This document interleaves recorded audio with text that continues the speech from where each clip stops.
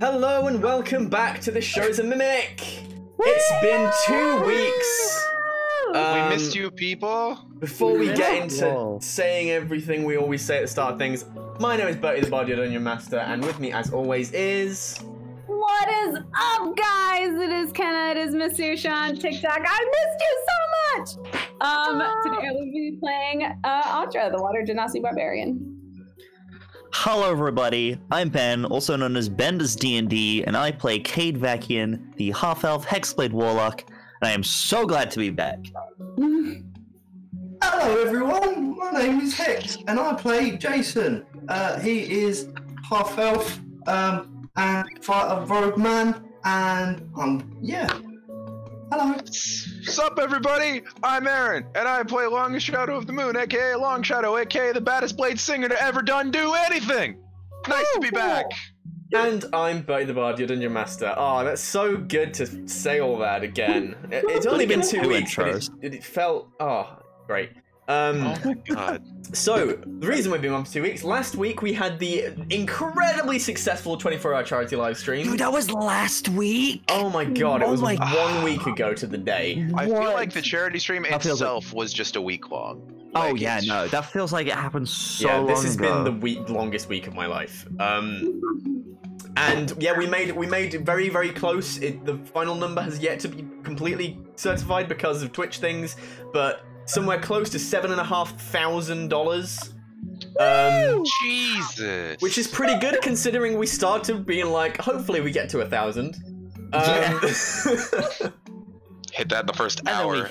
We hit that during first hour and a half, I believe. I believe it was around the 127 mark. Yeah, like hour 15, hour 10 minutes. Yeah, I was live when that happened. I was like on the stream and I was just like, Insanity. Okay. Insanity. Nuts. We got lots of subscribers during that time. All of that money will be going to charity, but I hope everyone, like, if you donated and you subscribed and stuff, welcome and thank you so much. You may notice there are some subscribers in the chat. Cloudy Kate, we love Cloudy Kate. She now has a little subscriber badge, which is what I'll announce next, which is we have a logo now. Let me just slap him on screen. And his name is Chester. He's a mimic. A little boy. He's adorable. We love him. He was drawn by Chesterfield. He was drawn by Haley, Red Queen Hales on all the social medias. Go follow her. She's a fantastic artist. She's currently got a massive backlog of commissions, but I highly recommend if you get the chance to commission her artwork because she's amazing. And she worked really hard to get that done during the charity live stream so that we could have it as an emote by the end of the charity live stream. So if you are a subscriber, check out the emotes because you can just spam away with Chester. And there's another one in there that will be revealed later in the session by Long Shadow. Wait, you're saying I can spam the chat with Chester? Yeah, Bertie, you can. Why don't I do that? Chat with Chester Wait for now. it. Shit. Now. Already done it. Yay. All right, fair enough. Ba-ba-bow. So many mimics. This show does in fact now have a mimic. Yeah, the show is a mimic and it has a mimic because as we all know, mimics are self-replicating. So Chester was created within this show as a mimic, and then Chester will go on and have his own mimic babies. I don't know where I'm going with this. The metaphor got away from me. Yeah. It's good. Hey. Yeah. So that is amazing and we love it. Fun times. So good. As always, our music predominantly comes from Arcane Anthems, Western. Arcane Anthems on all the social medias and all the streaming websites. Thank you, Kenna, for donating a sub to X Calamity. That's really nice. Kenna has donated ridiculous numbers of subs during the charity live stream. 31 subs, Kenna. Shout out to Kenna's mom who gave the money for those subs. That's awesome. Ridiculous. She's so mad at me because I didn't keep it anonymous. She was like, why didn't you tell them it was me? Yeah, so our music predominantly comes from Arcane Anthems. We also sample some from Incompetech and from Soundhammer, and I think I have one from a different one that I've forgotten. But I won't be playing that today, so it's fine. But yes, that's that. What else? Is there anything else? No. I think yeah. I think that's us. I think we're ready to dive in. Hold on the announcements. I have to stop stalling and like do the game now. Right. So last time, all that time ago, you went and you were joined by Longshadow's brother Bubbles, who is a lovely Runatan Tabaxi, who had come to treat Audra's childhood friend Brooke Tilria. Yeah, it's been a while, guys. Sorry. However, you managed to beat him to the punch and found the cure for Rook before he got there. But he helped nurse Rook back to health, and just in time for his battle against the pitmaster Wilderno. You then watched as Rook triumphed in the arena, resoundingly, earning himself the title of pitmaster, the head honcho of the arenas of Runetar. Not of Runetar. That fight was so Lorkar. good. Not Fran. That was then followed by revelries, which got somewhat out of hand. Everyone getting extremely drunk and having a merry time all around. Then the Kid got his first hangover. Yeah. The next day was followed by just a bit of housekeeping. You went to go see the captain of the guard, who gave you some proof of conduct letters, so that you go with the good word of Captain Akhenatal with you into future endeavors. And on your way back to your ship, you were accosted by former pit fighter and member of the Undertow, Welmer. I forgot about that guy. Oh no. That guy. Much the worse for wear after a week of evading the law and living in sewers and all these other things. He decided to target you and try and kill you and take all your money, so that he could start a new life away from Dok Lorkar, where he is now a public enemy. Rather than killing him, you managed to keep the loss of life to a minimum in that fight, turning a couple of the lesser thugs over to the mantles and allowing Welmer to walk away free. I feel like maybe that wasn't the best choice. Don't worry, it's fine. Now we have two of our enemies out there that could show up at any time. We'll find out. You know, enemies that used to be organized together and probably will totally do so again in the future. I don't want to talk about it. We'll find. Notice we come on this mission to amass a group of allies, and so far we've been more successful at amassing a group of enemies. Yeah, I thought we're supposed to be gaining allies, not enemies. Like, what the hell, guys? And then when you proceeded back to your ship, you found out that Rook, as one way of thanks for saving his life and helping him get the position of pitmaster, had bought you a brand new shiny red and gold ballista to affix to your He got you three, yeah. He got you three. Yeah, he got us ballista. three. Yeah. Because he got you three ballista to supplement the one that you had already purchased for yourself. So you're so are three of them all shiny and beautiful, and then there's just one that's just a bit. There's one that's and then the one that I went out and found. It's not crappy. It's just fine. Like that can be Longshadow's ballista. We're all right. That's my autobiography, man. It's not crappy. It's just fine. It's not crappy. It's like it's just functional, but there's just a little bit of style and flair to the ones that Rook got you. And I believe that's where we left off. Cade has just been and bought some health potions. Yes, I forgot to do that last session. I've just grabbed some health potions. And 4 of them. If I'm missing anything, please tell me. I think that's it. I think we started sailing away, I believe. We have not yet. We have not left the docks yet. Damn it! Speaking of, Jason, Audra, do you think we're almost ready to leave? Jason, I don't have any. What's up? I don't. I said Jason defers to Audra. Okay. I mean, Audra kind of looks at you like, yeah, we're good to go. Yep. Let's Gather the crew and head out? Yeah. Let's go find a big storm. Sounds like a plan. Do we have everything that we need from the city so far? I believe so. I actually, before we leave, I think there is one more thing we need to do. I noticed a few days. Oh, I noticed it too. What is it? The moment that your stupid robot decides to interrupt your cool moment as your character, it's just wonderful. Rude. Alexa, silence yourself for 1 hour. I'm sorry to anyone who's on that side that I just did. put headphones You want on. to talk back? You know what? Oh, All right, so We just witnessed a murder. Detroit become human. Rage Against the Machine.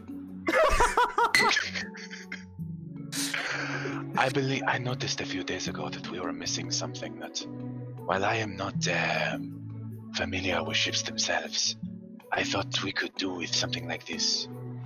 And he's going to go to his side satchel, the large one that he's mostly emptied out, moved everything to his backpack.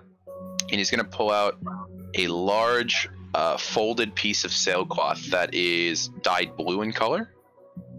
And he's going to pull it out, and he will unfold it. It's full 5 foot by 3 foot length and height, expanded out to show off a blue and orange emblem that he had customized for the ship recently. Birdie? Yes, Birdie has it up.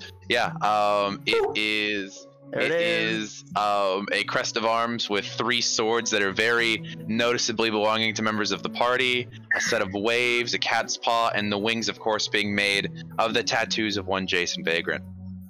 I love that logo so much. This is a logo I had made for us, the Wavebreakers. And he's gonna walk over to the main mast and clip one of them on and begin to slowly raise the sail higher and higher into the Kate air will help you. so that it can flap in the breeze. Yeah. Audra's gonna yank that pulley, and she's just gonna start going like this. Yeah, I think we're all doing it together. I think we're all as a team. All That each thing's got a hand on it, just doing it together. Yeah, so for the chat, I got Miss Red Queen Hales, the person who did our logo, to also, this is like 3 weeks ago I got this made, a emblem for us, the Wavebreakers, and it's really cool and I like it a lot. It's so good. Phenomenal. And as you all go up to the mast, standing on like this little ridge to get a good grip on it, all 4 of you, and raise it up, a large cheer goes up through the through your crew, as they all take pride in the colours of the ship they've all assigned themselves to. Love it. And Katrin, the pilot that you hired, follows up to the 4 of you and goes, "What's the name of the ship, Captain?"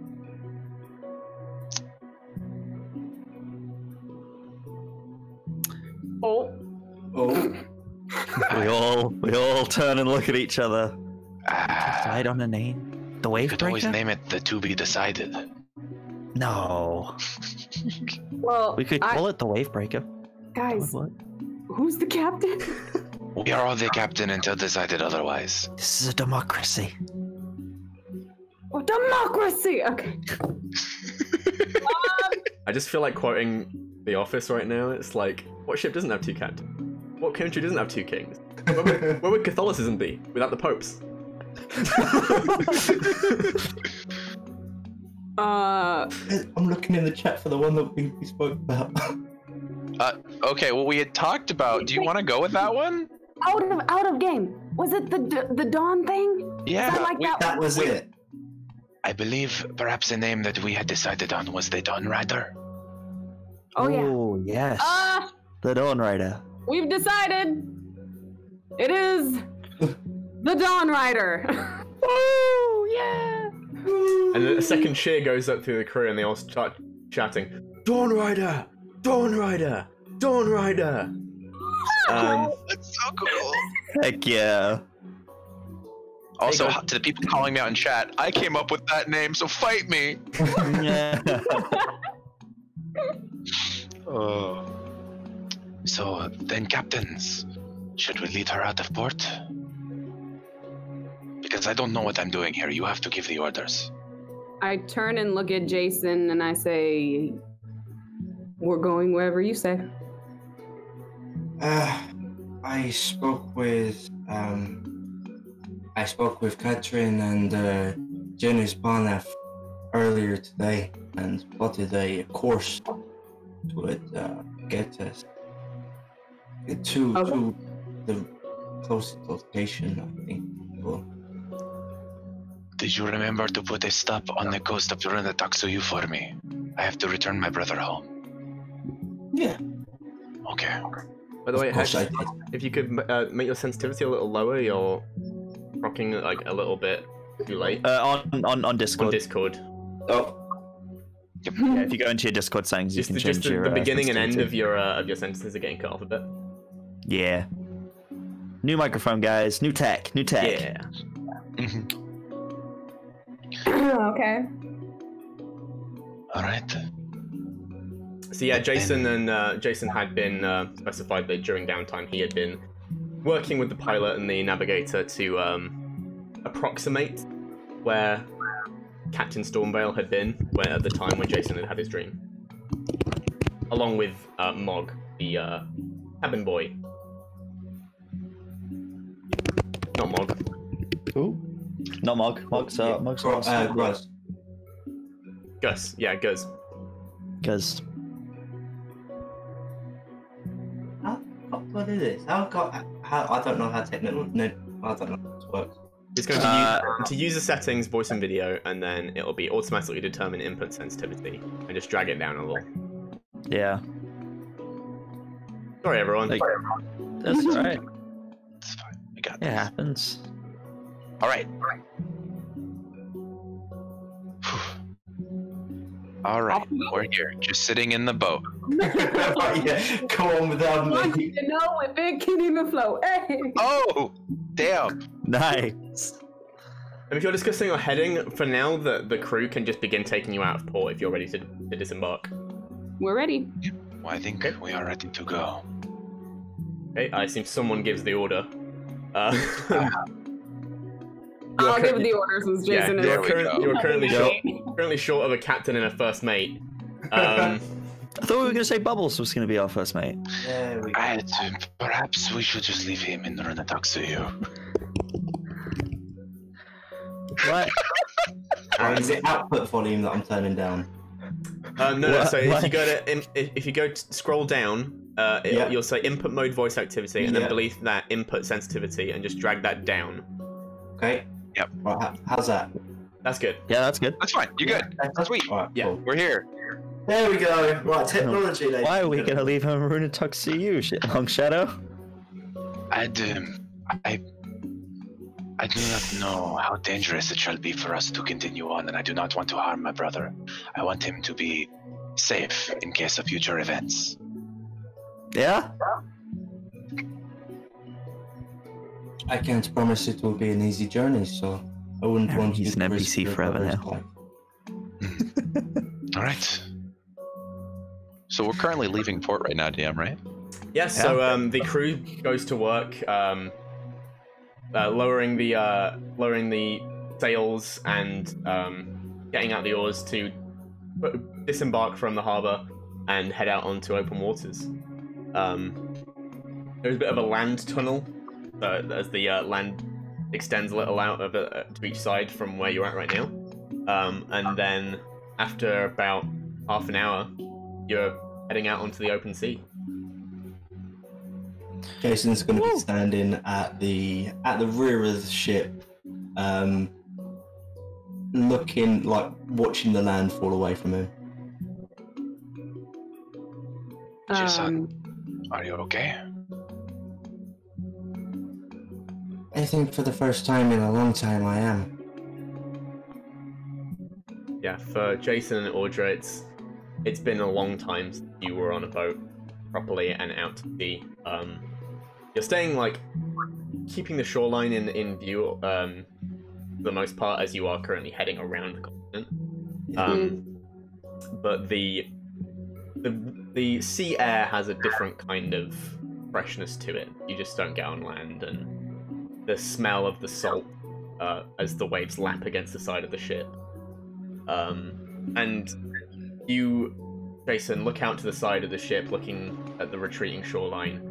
And as you look down at the ship that you can now call your own, the first time you've ever been able to say that, you see the nameplate that had once been there, awaiting its title, now says Dawn Rider in ornate carving. Just Yes. Like, scratch the wood of the handle around the ship, and just kind of like get used to feeling it. Yeah. Yeah, it's a far more, for want of a better word, preppy-looking ship than you were used to. The one you grew up on was a lot more rough and tumble. This one looks brand new and needs breaking in a bit. But you will soon see to that. Audra is gonna kind of fall into old habits that she picks up, and she's gonna start like pulling the rigging and doing some heavy lifting and just helping the crew in what they were doing. Yeah, I mean, yes, it's mostly just it's very. I don't know an awful lot about sailing ships. I'm gonna be It's upfront. But I can imagine once you're out on the open water, there's not an awful lot needs to be done in terms of sails and things like that. So it's just ship maintenance, things like that. There are some like people that haven't got the duties to start playing card games and dice games and things like that. Yeah. Kate will join in with some of that. Try and keep some spirits up. Okay. How much you want to roleplay this? No, just as a general thing. Yeah. Just like just, join in. Let's roll a charisma. Yeah. Charisma? Yeah, just roll. Okay, charisma, cool. generally. Yeah, awesome. That is a 16 plus my charisma, so that's pretty good. Charisma plus 4, so unnatural 20. Okie doke. So I'd say yeah. If you're looking at the ship rolls I sent you earlier, I'd say that was a raise morale. Nice. Who's keeping track of that, by the way? We starting out good. Who's keeping track of that stuff? I mean, I think have our quartermaster should, Oh, okay. as the person who keeps track of things. That's totally correct. I was actually at this exact moment looking through my notes to keep track of another thing. Oh, nice. Yeah, I can keep track of that. Yeah, no, he'll play some dice games and keep morale up, and people join in if he can with any sea shanties that might start up. He'll probably mostly just do that thing where you don't actually sing the words, but you're just like, yeah. I mean, yeah. So it definitely starts out that way, but after the way sea shanties are made, you get the hang of it very quickly. All sea shanties are incredibly repetitive. Yeah. Lever, Johnny, lever. Yeah. I was thinking more my mother told me, but that's fine. That one works too. Oh man, I need to play AC Valhalla. I need to find some. Just bought it. I've been playing it today. Phenomenal. Yeah. Sorry. I need to find some royalty-free sea shanties. And yeah. So. DM, out of interest, what time of day is it at the moment? It'd be waning afternoon at this point. You've been on the sea for a little while. The sky is turning golden. The sun is starting to head towards the sea. It's sunset-ish time. It's like late afternoon. Jason's going to retreat to the captain's quarters and kind of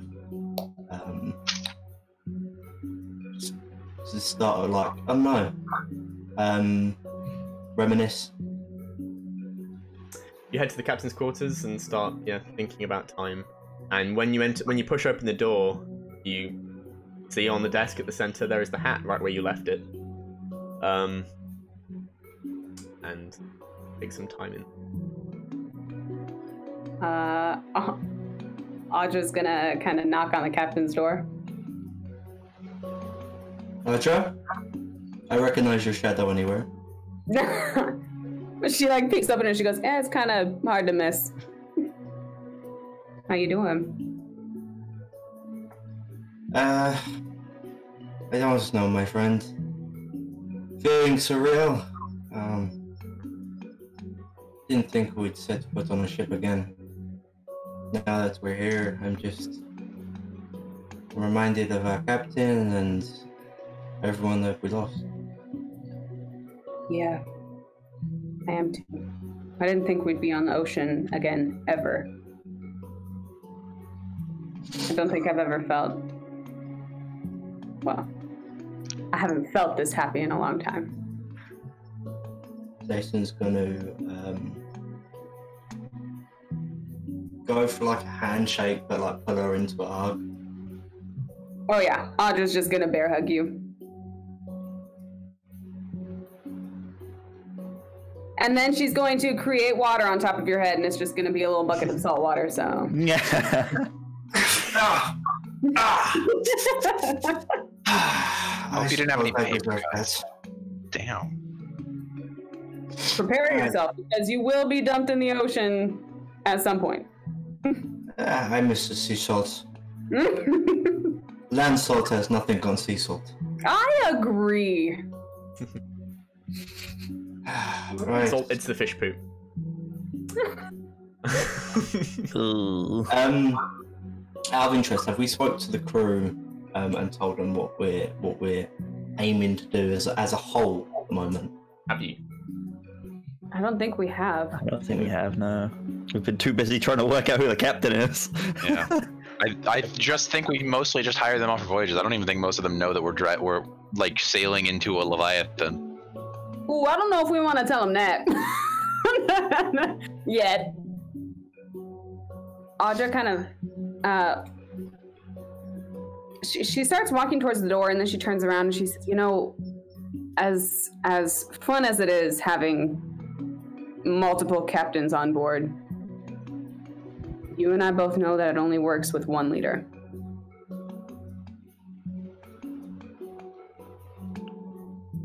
Have you thought about that? What do you think? I don't have the strength to be a leader. I think it should be you. I don't think I have the wisdom.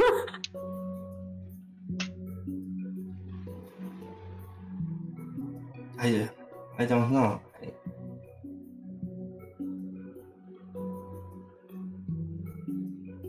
We'll revisit it. I'm not ready. And to say that I was would be an insult to everything and everyone that we know. Well, I agree. But sometimes you're not ready and you just have to do it. So,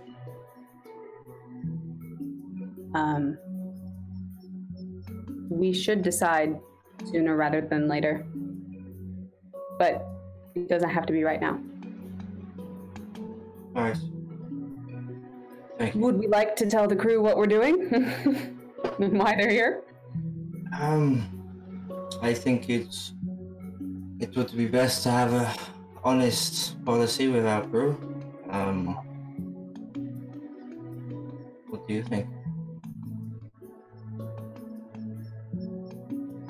I think if any of them need to jump ship, sooner rather than later would be a good idea. Alright.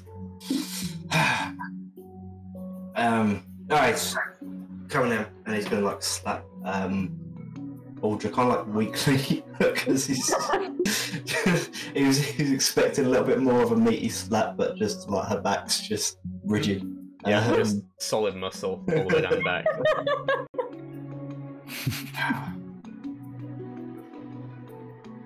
Alright. Alright, let's have a meeting.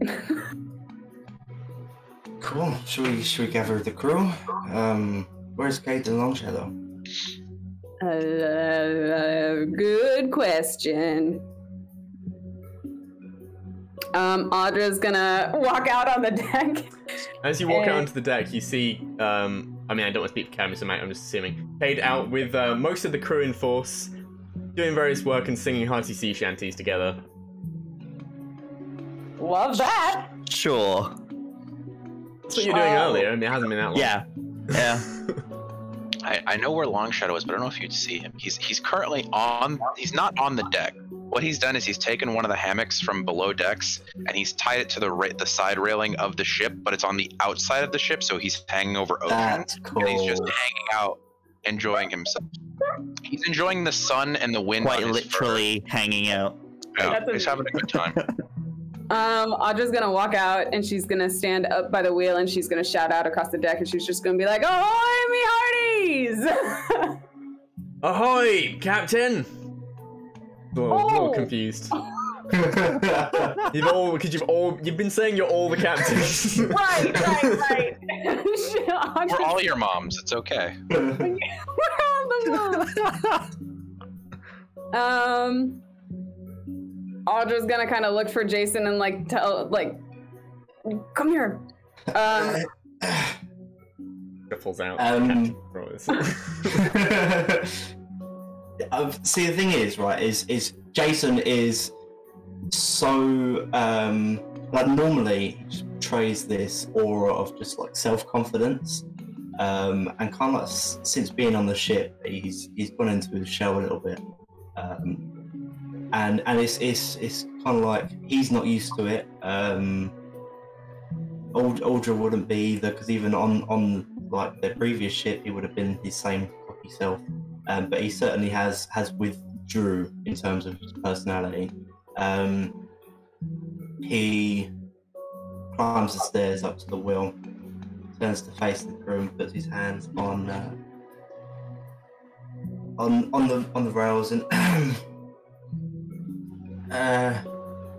I suppose everyone would be wondering what it is that we're doing, what our purpose is on this voyage, and we will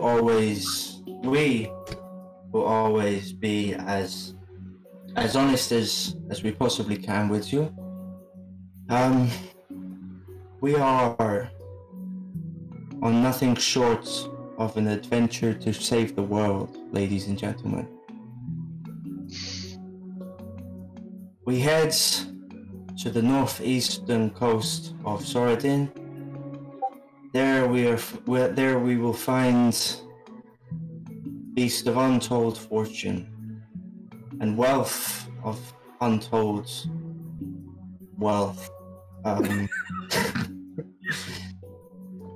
If you wish to seek fame and glory, or if you just want to make a little bit of coin, we can help you accomplish those goals.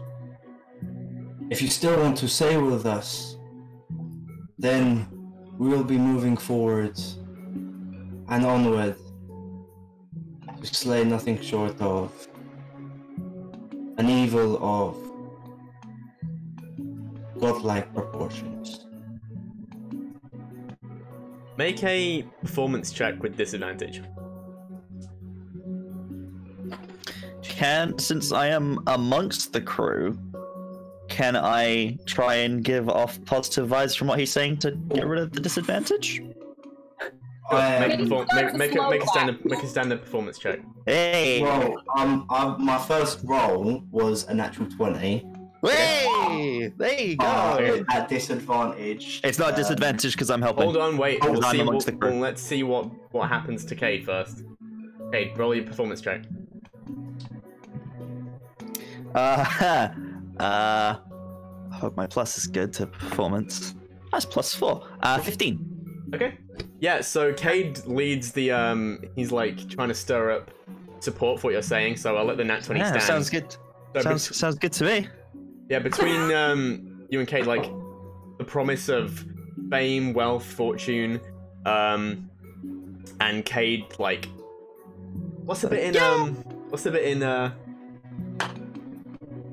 I think it's in Pirates of the Caribbean, but yeah, he just goes, "Argh!" And then that leads everyone else going, yeah! It's just a stunned silence, and then,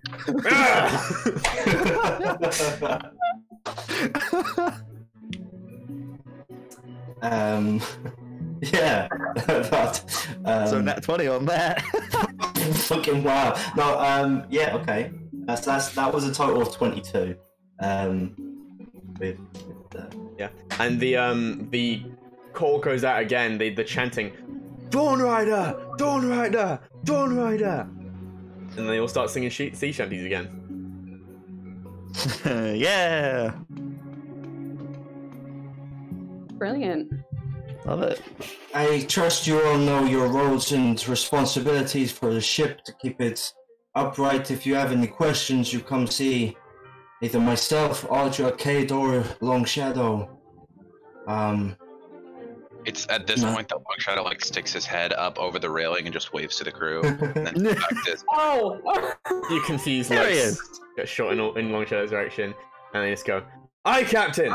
in response to Jason.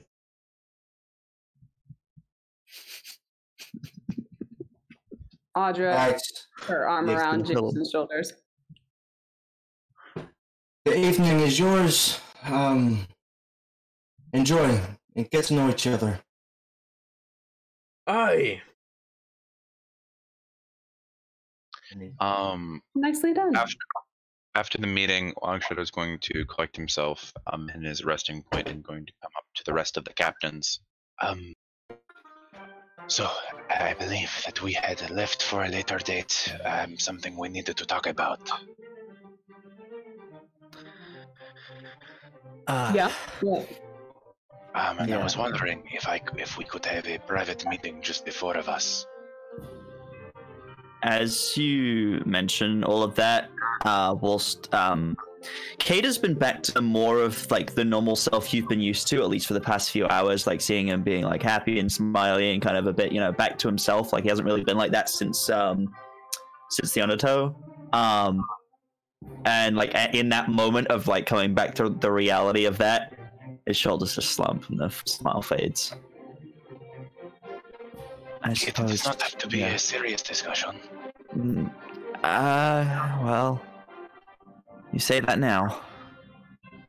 It's quite a serious thing. Let's go to the captain's quarters. Yeah.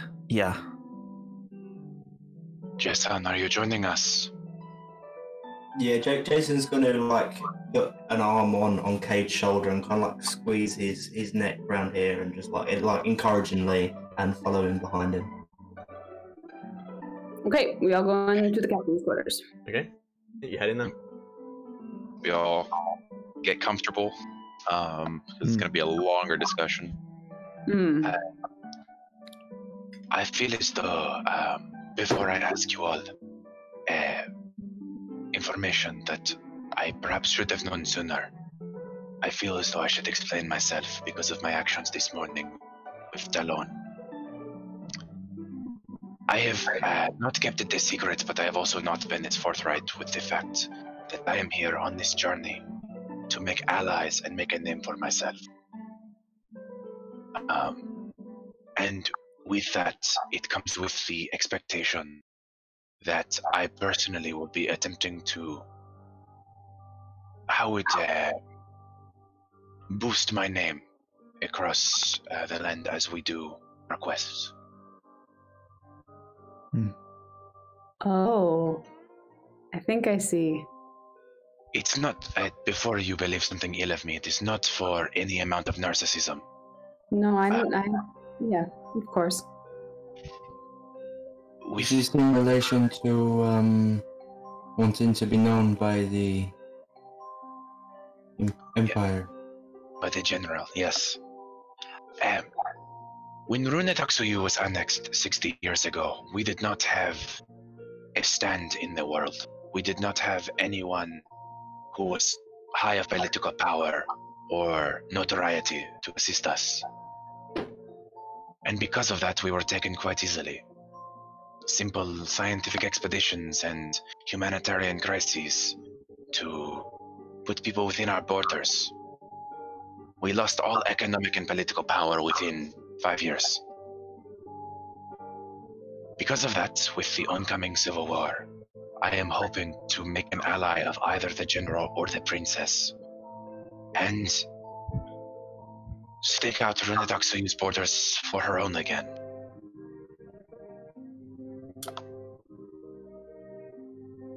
Right. country. No, that is not my job. My job is to get us independence, not to become a leader. It's a noble Okay. thing. Well, someone has to do it. And if it was done the way my sister would prefer, it would be with much bloodshed. That I cannot stand for. So let me ask you this. If you love your sister, correct? More than anything. And she loves you? Probably. Because what it sounds like could be, but you both want the same thing. Absolutely. She just enjoys killing the Valtakan soldiers in our lands, whereas I would have them removed. So it doesn't matter to her or you how it gets done so long as it gets done?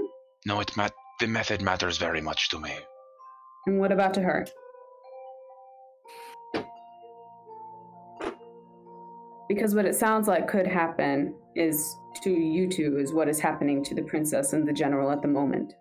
They both want to lead the country, they both want the same thing, but they want to go about it two separate ways. The thing is we started unified. The reason we are separate now is because we made a deal to meet back in a year. Okay. So whose side would you pick? Because it sounds like everybody's gonna have to pick a side. The general and the princess have left them no choice. I don't know either of the princess or the general. I know things about them both, rumors, things I cannot verify. But I will say I am immediately distrustful of people with honey words and silver tongues. Because Runa Taksuyu was not taken with violence, it was taken with democracy and diplomacy.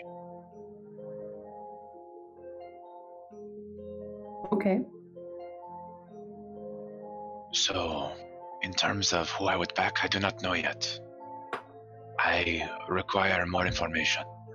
But being known to both cannot be a bad thing.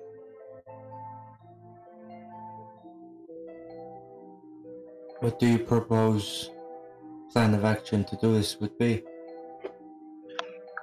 I currently have less of a plan and more of a concept. I would like us to garner some amount of fame, but I know the two of you are very uncomfortable with that. Only because our whole lives have been trying to be I mean, for God's sakes, we can say it now. We were pirates. I wouldn't Jason's like take on drawing drinking. attention to myself either, given the situation. And if you are willing, that is okay. I just wish to spread my name. Yeah. Yeah. I feel as though, Cade, I mean, part of the reason we took this whole journey on the first place was to help you. So I feel like once we find Shadow Cleaver, we somehow, dead or alive, deal with Jonathan and the cult. I feel like after that, maybe it wouldn't be so bad for you to be known. I'm tired of running. More than halfway across the country to get away from it. Kate, one It's of gonna the follow me reasons wherever I go. that I want to garner a following is because it is a lot harder to quietly dispose of someone with a following. So perhaps you being known is a form of protection against this Jonathan person you still have not told me about. Yeah. Yeah, you're right. I understand. Jonathan. Well. Should probably fill you in on that. This wasn't something we were purposely keeping from you. It's just, well, it's been a busy time. And just like looks around at everyone for support. Audra just says, fucking dragon. Yeah. Long Shadow, we briefly mentioned to you how I was being hunted by a bounty hunter, correct? I'm going to give you all of the information I have. Okay. There is some sort of cult involved. The three of you are being chased by a bounty hunter. That is all that you have given me thus far. Oh, wow, we left a lot out. Go on, Kate. As soon as Audra says that, Kate's just like, thanks. You got it. So Kate will kind of just nod and not really make eye contact as he's recounting this stuff, but he's like, the bounty hunter's name, Aaron Jonathan. He's working for the cult. I don't know their name. I don't know their name, do I? No, I don't know what name they go by. They clearly don't want people to know, otherwise they wouldn't be hiding in the shadows as they are. We had a run-in with Jonathan, quite literally just before we met you. He right before, wasn't it? Actually, wasn't it? Mm-hmm. He is a dangerous person. He's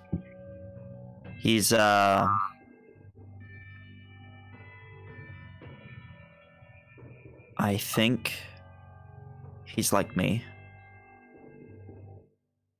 When I met him, he hinted at the fact that his weapon that he uses is similar to mine. Similar to Shadow Cleaver. He didn't express more than that, but it was a flail of some kind. But he could also be like me. He could be a warlock, looking for some deity of some kind. He wants me because he wants Shadow Cleaver for himself. The cult want to use it for something. I have no idea what. He didn't tell us. But he had more that he wanted from it. It was almost like he was letting them borrow it for their needs, and then he had something he wanted to do himself with it. Didn't he say he wanted to kill Belial? Yes. He said he wants to topple God. He wants to topple gods using Shadow Cleaver's power. And specifically, he mentioned Belial. He's keeper of the underworld. I don't know why he didn't tell us more than that, but I mean, it can't be a good thing. Toppling gods is not the top of most people's to-do lists, you know? Fuck. Yep. I need to think of something about that. This would have been 2 weeks ago. The night that we toppled the Undertow. I was visited by Herman Vander. Herman? Oh, Anwar's door. Right? Nope. No. Herman visited me, and he shared some information. One, that he has had an eye on us this whole time, watching us attempting to forge us into something greater than we are. I laugh as well. It's a little bit creepy, isn't it? I mean, I got the vibe. But... How has he been watching us? Well, as I believed in the beginning, he was an arcane user of extraordinary skill. But I very quickly realized that he bends magic in a way that does not follow the laws that practitioners like myself have to follow. And I asked him about this, and he described that he is a divine being. Something not human, not of this plane. Self-described as a god. What? Self-described as a god.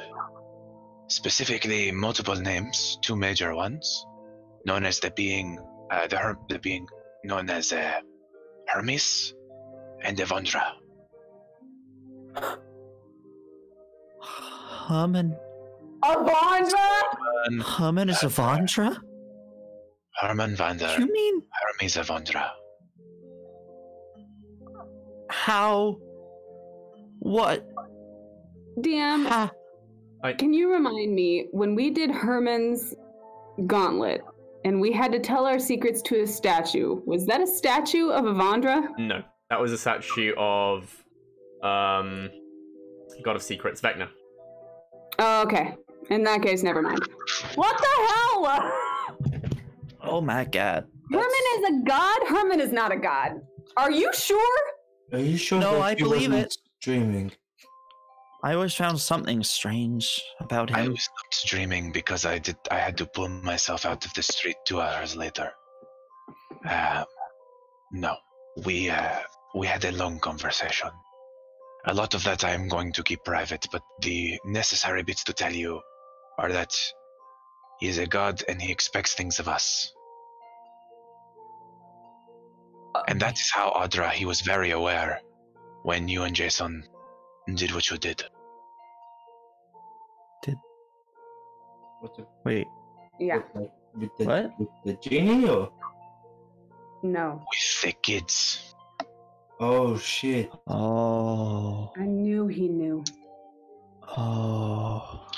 And he expressed disappointment and the expectation that you would change.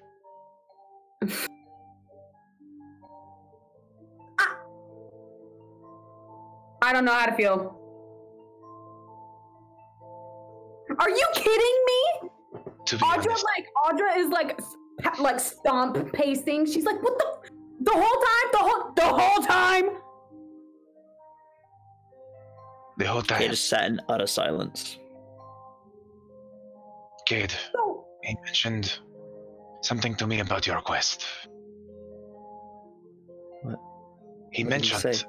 that the person currently hunting us, I believe it was either that.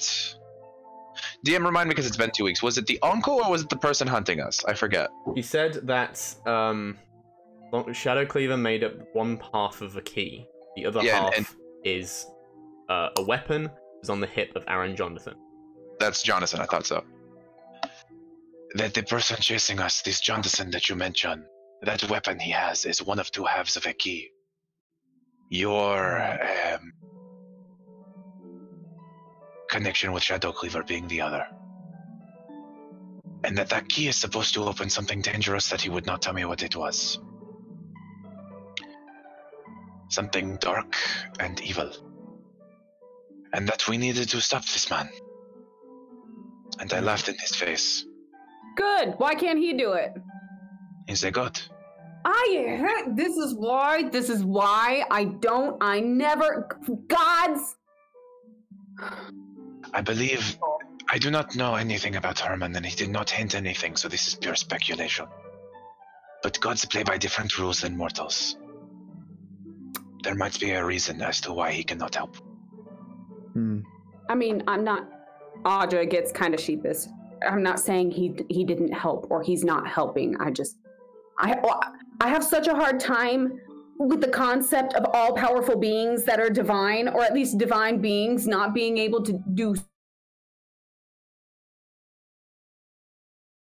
like a god.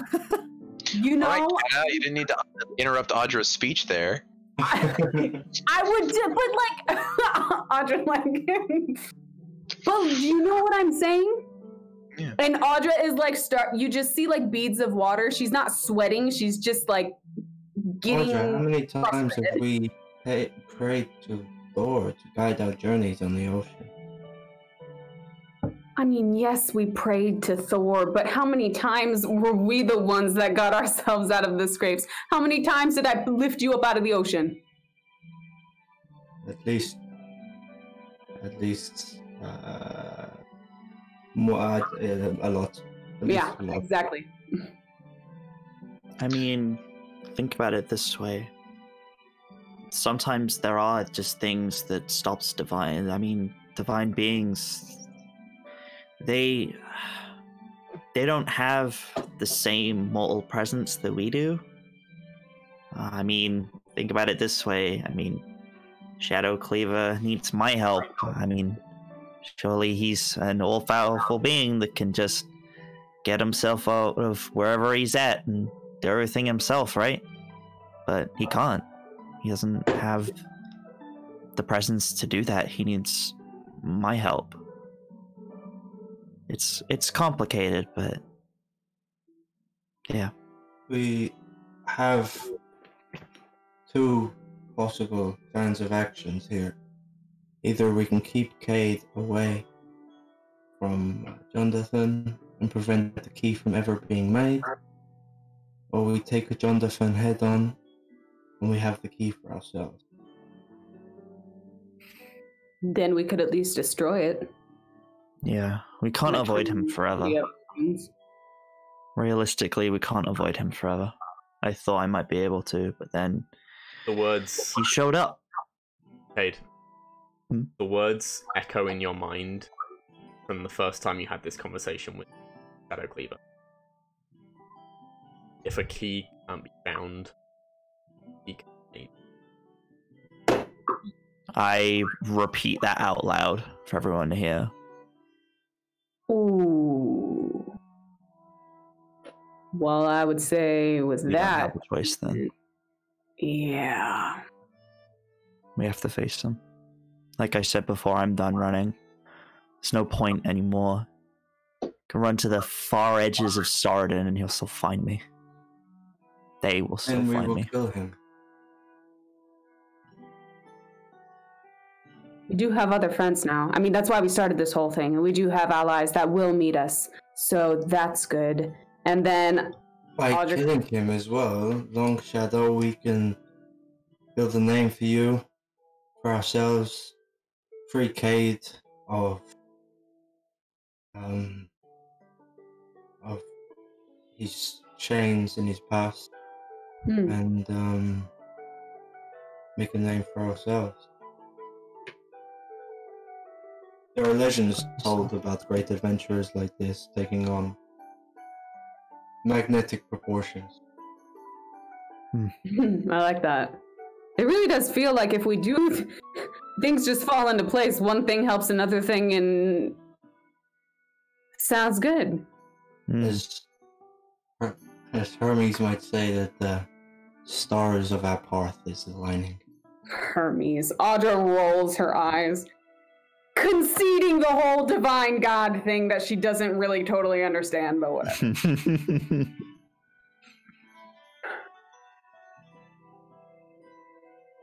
Okay.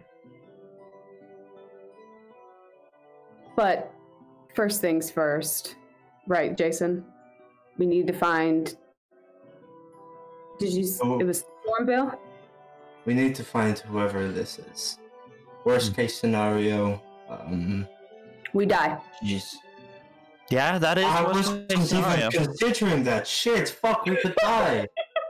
Oh, jeez. Right, That is worst very case much a scenario, we possibility. die, right? But if we succeed, the worst best case scenario is that she's just some random person, you know? And we mean- did a good thing. The cult are after her, so she might know some things that we don't. The I mean, cult are I know.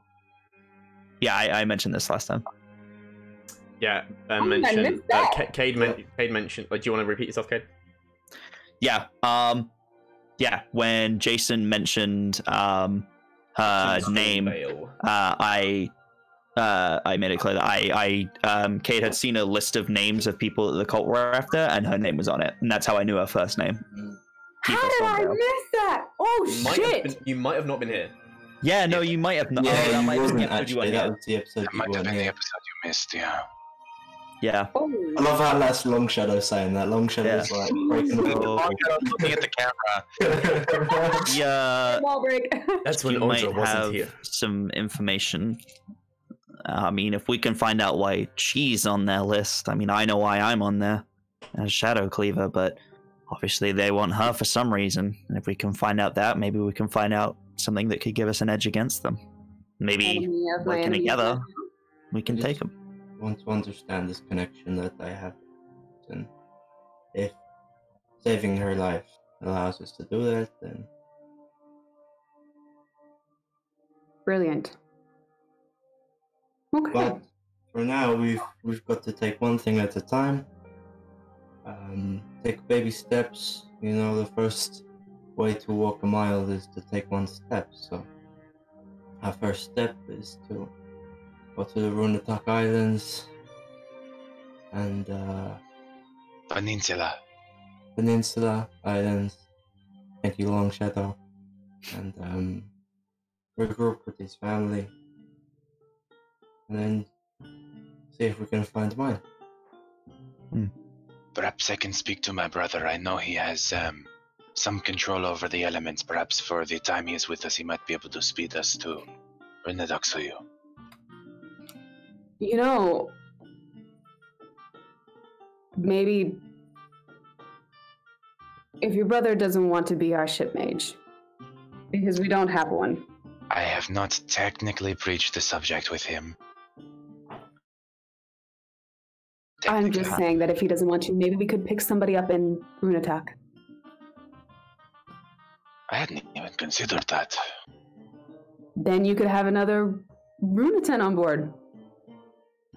And then you can like play with balls of twine together and do That's what... right. That, Jason, that seems a little bit offensive, don't you think? While it is true, it is racist, and I do not stand for it. I didn't realize that it was racist. I just thought it was funny, so I do apologize. Thank you. Please be more sensitive in the future. Also, yes, and the yarn, please. Thank you.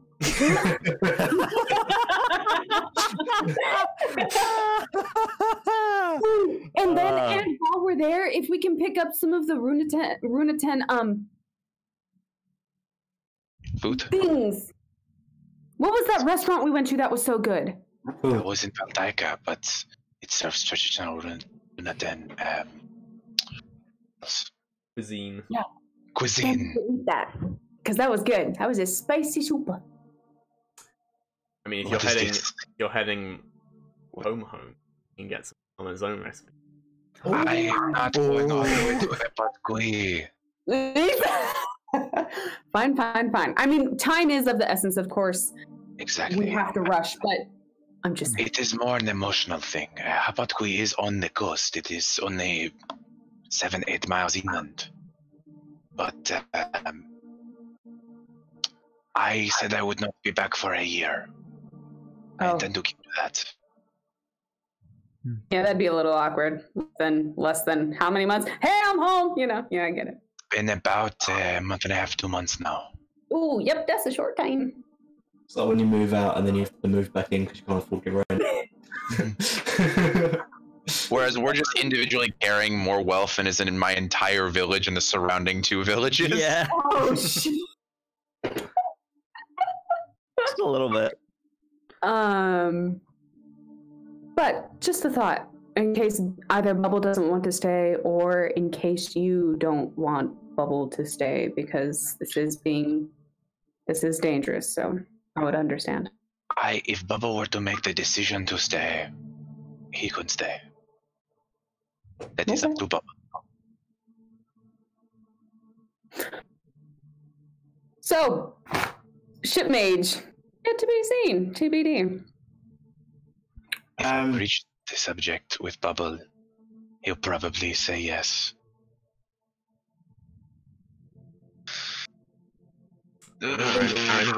Stone face. Yeah.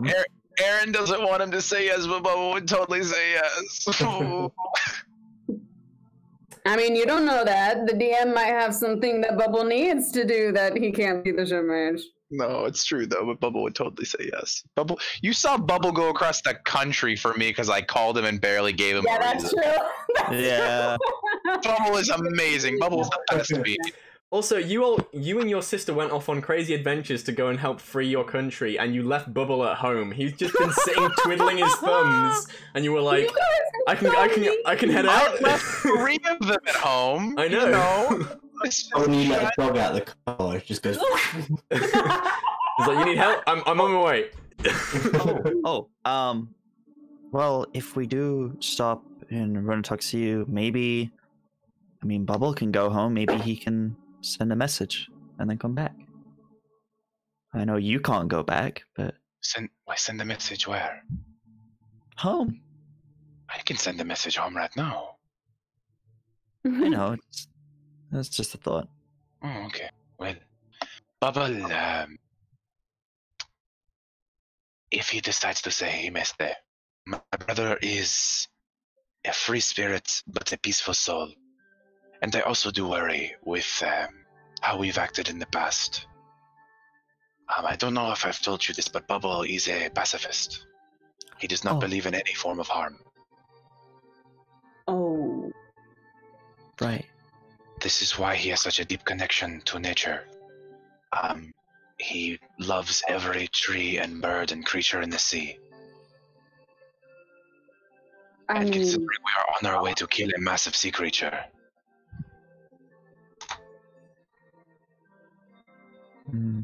I don't know if you even want to ask then. That's up to you, of course, but geez, the job of a ship mage is to protect the crew and its ship above all else, no matter who or what attacks. So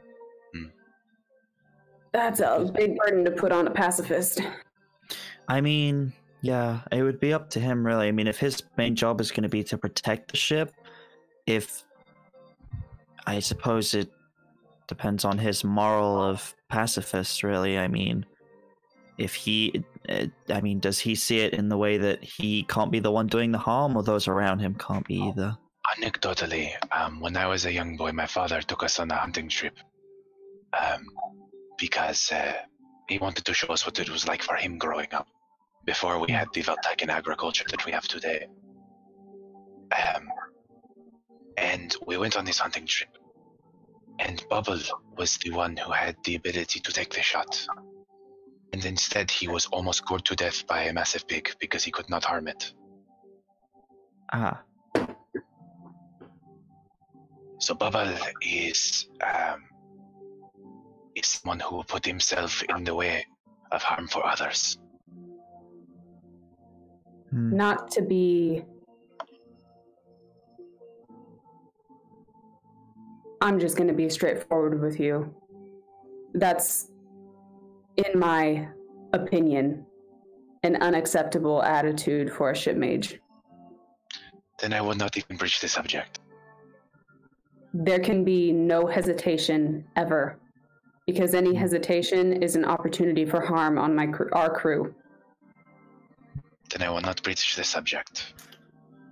However, I will speak to him about quickening our journey for the next few days.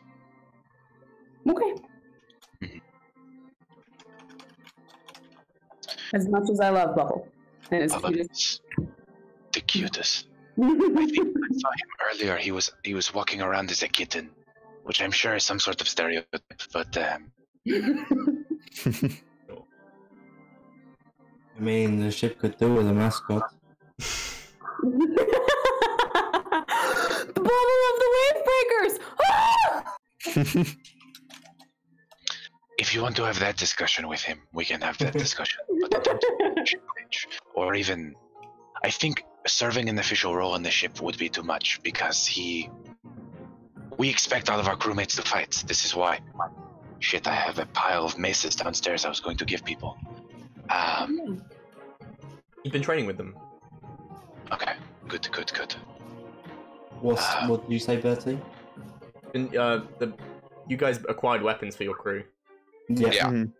Yeah, but I meant from this morning when Wilmer attacked, I took all of the weapons from them to give to the crewmates. I see. Yeah.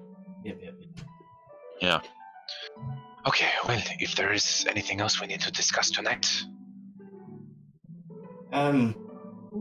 Something probably a little less serious. I was hoping to ask a small favor from each of you. Oh? Yes. Audrey, you recruited into our ranks. Half-orc and boy Guz. I was showing him how to plot nautical miles on the map earlier today, and He's got a real knack for sailing. It's silly, really, but I was going to ask each of you if throughout our daily chores, we could each impart some of our own knowledge onto him, so that maybe one day he might be better than all of us. How sharp do you think he is in terms of learning? He's not a fool, but he's not a genius. Can't read. Audra just Yeah. goes, same. Well, Jason, you had mentioned at some point my attempting to help you with your own innate magical abilities. And perhaps it might help him one day to not be a full-fledged caster, but maybe I might be able to impart some sort of navigational spell to him. Yes. I just thinking, and it is truly silly, really. But like Audra, you could like teach him how to fight. Long Shadow, you could help with like academic things. I'm not sure if he's a learned reader, but He doesn't know how to read. Would know that. yeah, if you could like teach him how to read, like at least common. I can teach him, I taught myself. And Oh, Kenna's gonna cry. Bubble doesn't know how to read. Yeah. And Kate, I was thinking that you could teach him how to uphold himself in civil society. I think that's a trait a lot of us lack, and you grew up with money, and I think it would be valuable for him to know. I can certainly try, I guess. Like teach him like not to pickpocket everyone he sees, you know? Like Right. That's kind of charming. I think- That's why I picked him up. It's charming while he is a boy, but if he was an adult, I would cut off his fingers. Okay, good point. Yep. Only if it got caught. Only if he got caught. Well, clearly he did get caught, because that's why he's here. I mean, am I wrong about that? By the way, I would not actually take off his fingers. I'm attempting to be more humorous. It doesn't seem to be working. No, I No. thought it was very funny. Yeah, those two completely different responses. Audra being like, yeah, I thought that was funny, and Kate just, no. Oh.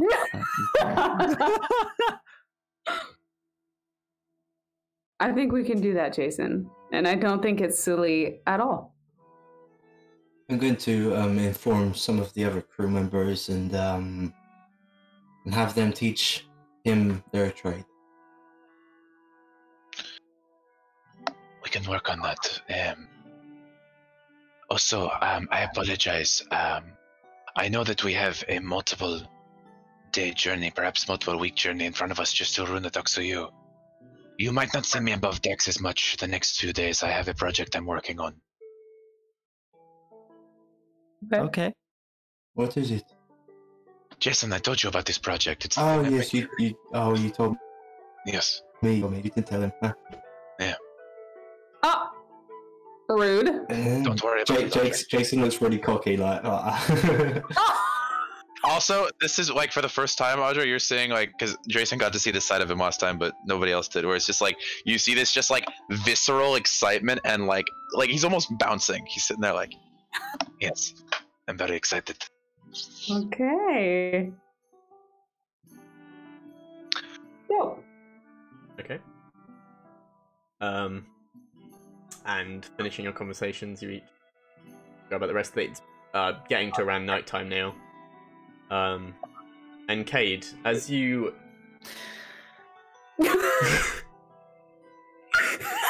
look at me like that. Yep.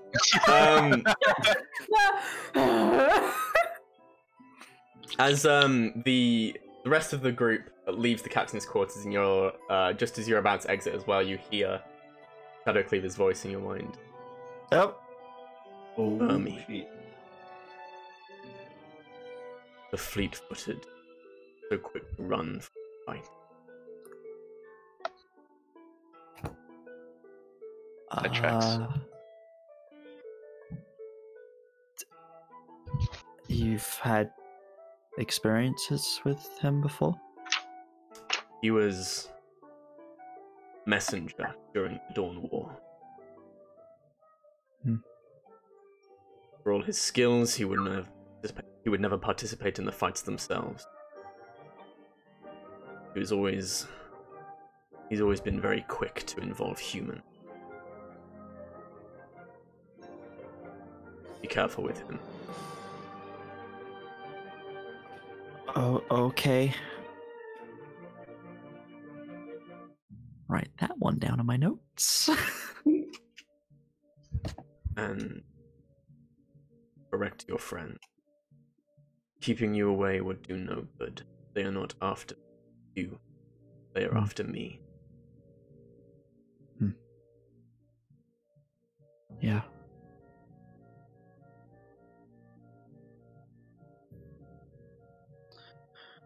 We'll do what we can. We'll get there as soon as we can. Sorry I spent so long running away. Don't get a response. Ouch.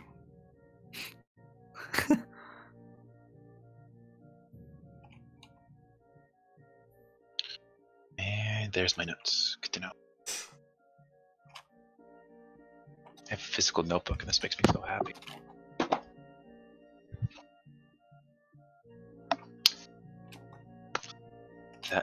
Is that what we're doing for the night? Are we this day? Yeah, after hearing all of that, Cade's going straight below decks and isn't sleep. It doesn't immediately go to sleep, but is in his hammock and is looking like he's asleep. Okay. Yep. Audra's gonna hang out up towards the ship wheel. Okay. She's just The helm. Yeah, she's just gonna hang out up there. Okay. Jason is going to leave a note by Guz's quarters. Not quarters, but like by his things, and then he's going I to did sleep. already say Guz does not know how to read. Oh yeah, of course he doesn't. Fucking right. That's why I was sitting here, like, as soon as I'm leaving a note, I'm like, I'll tell you what, that is genuinely a mistake. This sign can't affect me because I don't read. Jason leaves a note by Guz's bed. Anyway. Like an avatar when they send a letter to Toph. And he's going to go sleep in the crew quarters as well. Okay. Like beneath the ship. The captain's quarters are empty for tonight? Longshadow's sleeping on the side of the ship where he left his hammock earlier. Okay. Is the hat still in the captain's quarters? The hat is still squarely on the table, exactly where Jason left it days ago. Oh no. Is it collecting dust now? Yeah. Oh. Your conversation happened around it. Right. We need to assign someone to that role officially. Audra is going to sit just on the floor. She's going to take whatever is in the room as a makeshift pillow, and she's going to come down, and out of her water casks, she's going to create water, and it's just going to be she's going to create a watery image of the genie's lamp. Yeah. And she's just going to contemplate and meditate on that for a bit until she falls asleep. And the water just kind of, as she falls asleep, the spell will dissipate and the water will just fall. You spend some time looking into this. Does it look like Audra herself? Get out! And looking into this, transparent, watery lamp into all its fast. Froze again. Oh no! Oh no! No, we're good. Just keeps happening every now and then. A couple of seconds of just. So Discord is dropping frames. That's lame. So Discord, you whack. Yeah, you remember back to when you found it, start of all your trouble. What? Please. And yeah, after a while, you just fall asleep. Are you like in the chair, the desk? No, I'm laying on the floor. Okay. Yeah. Wake up. The ground next to you is slightly damp when you wake up, but is there anything you guys want to do in the downtime? The time you're going to be traveling to Winatuxi? How many days do we have between the port and Winatuxi? He's grabbing the stuff.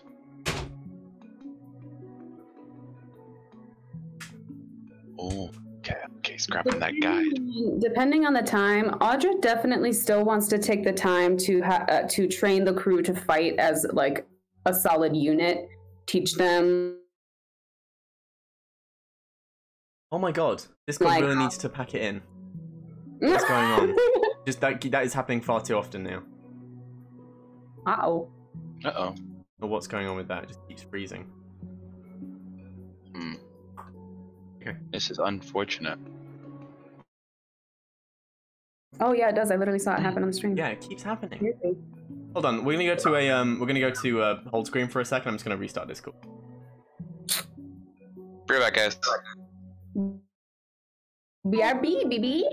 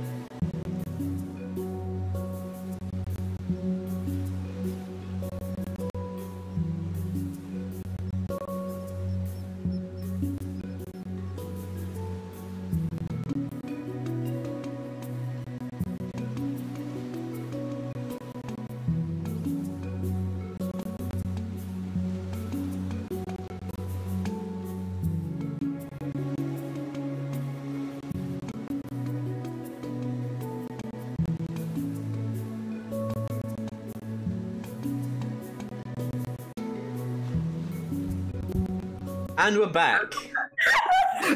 It's good. It's good. I misclicked, so they didn't hear what you just said. I thank you, Birdie, for being a Thank God. Thank God I misclicked.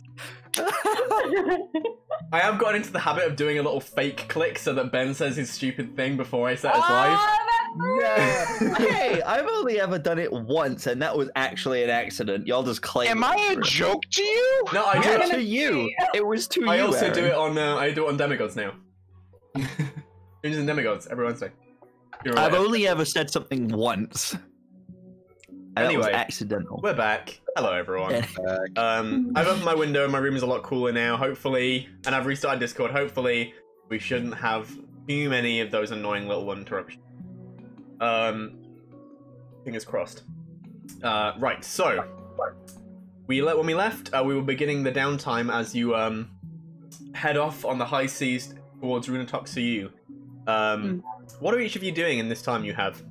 It's going to take around 2 weeks to get to Runatoxu. So I have a little bit of a plan. A little bit. Every morning, Long Shadow gets up like an hour before dawn, and he practices his forms the first hour of the day, but not with his sword. He does it with his daggers. And then for the next 8 hours, he's going to disappear below decks every day to work on something that he is keeping from the party. And then for the last hour of the day, if it's okay with everyone else, he'd like to teach Gus how to read in that time every day. Yeah. Yeah. And that's his 10-hour days. Yeah, that's your time pretty much bound up. Audra. Audra would like to ensure that the crew is doing their chores in the morning. And then in the afternoon, she's going to train them to all fight together as a cohesive unit. Make sure they know how to board ships, what to do if a ship is going down, just basically ship stuff and get them to work together as like, you know, a team. Yeah. I mean, so for the first part of that, like getting them to do their chores, you start doing that because you're used to having to do that on the old ships you were on. But after a while, the bosun, Yes. Wenger, kind of snaps at you eventually. Like he was letting you do it, and then eventually he's just like, "Well, you just let me do my fucking job. Oh, okay. What did you hire me for? Okay. Right, back to work, you lads."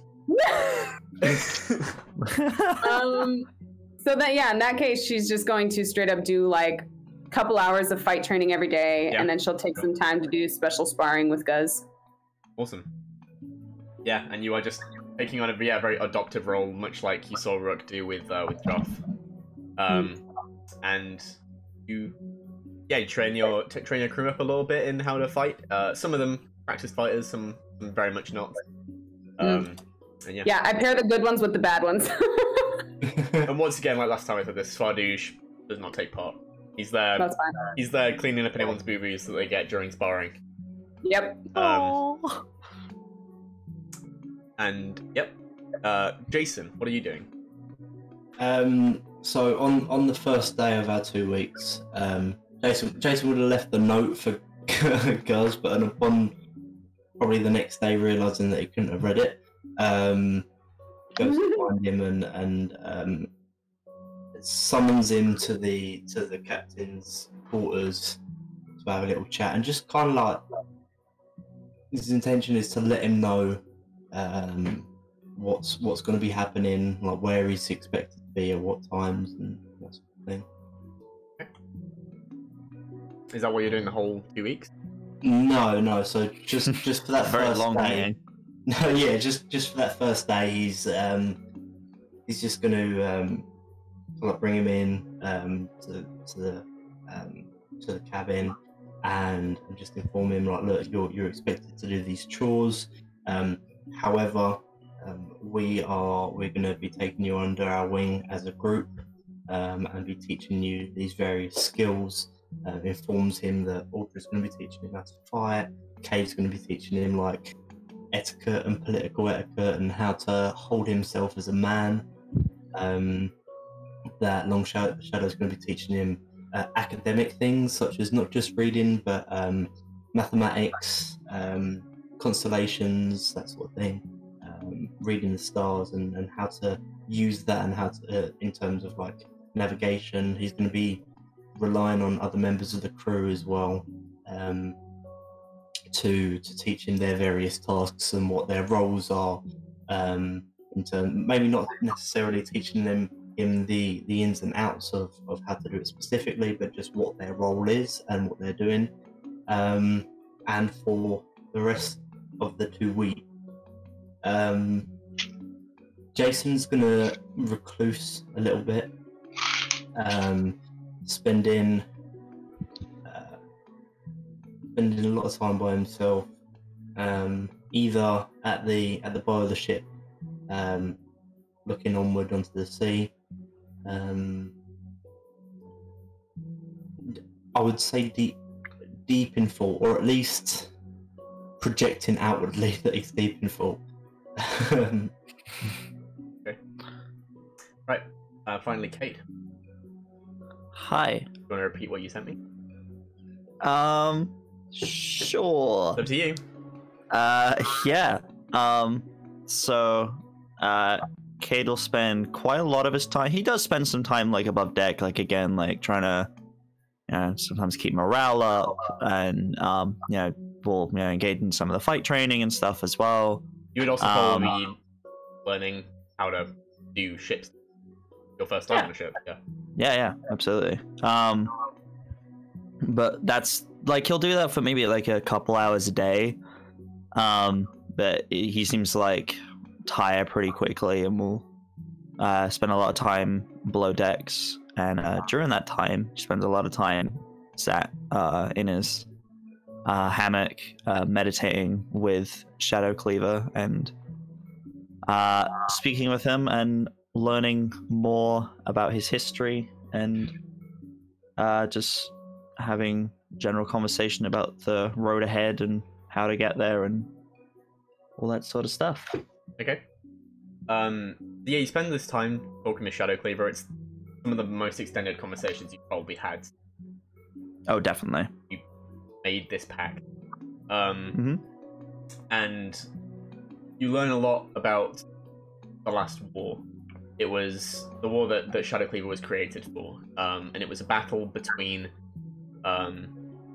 many of the elder gods, namely the Raven Queen and Erathis, against a god of destruction named Grunch. Mhm. And this was the war that created Orc. They were created for this battle, and you do feel a sense of this battle is still very real for Shadow Cleaver. Yeah. This isn't some ancient war. This is some war that could have been yesterday. Yeah. Kind of deal. Yeah. And that is what you get. You glean some of the he goes into a lot of detail on various things which aren't really relevant for you, like the sites of certain battles, the names of certain generals who are long since dead, in the hundreds of years since. And yeah, so that's Nice. But yeah, one thing that does make you a little uncomfortable is you get the impression Shadow Cleaver still has a bit of a distrust of who he perceives as the enemy. And who is that? It would be of Orcish descent. Ah. Right. Oh no. Okay. And it makes you, as someone who has grown up in much different times, it makes you very uncomfortable.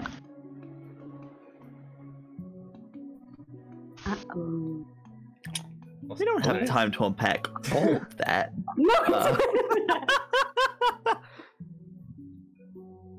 Just kidding. We have all the time in the world. Too long. Oh no. Okay. Yeah. Okay. Yeah, moving on.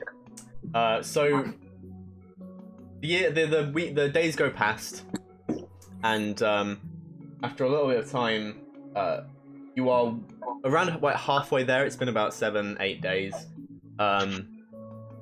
and you are just cresting the main peninsula that extends from that country between Lorkar and Baltica, when a call is hollered from atop the crow's nest. Shipwreck ahead! Oh. You hear Voyage call from atop the crow's nest. Do we have telescopes? Janice does. Janice Parnath is the navigator. He does own his own telescope. Should probably check that out. Do you see anything? I'm talking to Janice. Yeah, he comes up to the helm and extends it. Aye. That's not how Janice talks. Yes, there's it's a shipwreck. I don't know what else to say about that. The boat seems nearly cut in half. Oh. Are there any fires or is there any people floating? I have to get closer. Okay. Let's go slow and steady, and Audra's gonna keep an eye on the water. Jason's gonna kind of like pull Audra aside, not aside, but kind of like have her ear apart from Janice.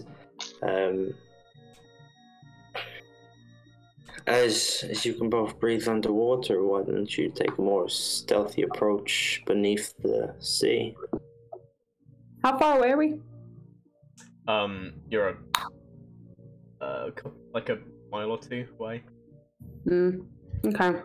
My only worry is that in case there's something beneath the ocean that has done this, then you could be vulnerable to it. Is there a way to... Because I don't want to be crushed by the ship, is the issue. To, like, put myself under the water, but in front of the ship? I don't really think there is, unless I literally just jump out and swim a mile. I mean, it's easy for you to get nearer it and not go straight into it. Yeah, we'll wait until we're a little bit closer, maybe at least, like, a quarter of a mile away. Yeah, so you just sail up a little closer to it, and eventually, yeah, Janice can get a good look through his telescope. And you can see as you get nearer, there was this kind of dark shape above the shipwreck, and as you get closer now, you see that it's vultures flying ahead. And as Janice looks through the thing, you're not too far away from the mainland here. And Janice looks through his telescope. He sees, yes, there are dead bodies. You said we're not very far from the coast? You can see the coast. It's a little ways off, but you can see. Can Janice see the coast through his telescope? I mean, he'd be able to. He wouldn't be able to get like a great detail with it, but Janice, you know what coast you're off. Yeah. Can you point that towards the coast to see if you see any signs of people? Okay, he looks towards the coast. I can't see anything. We aren't near a harbour.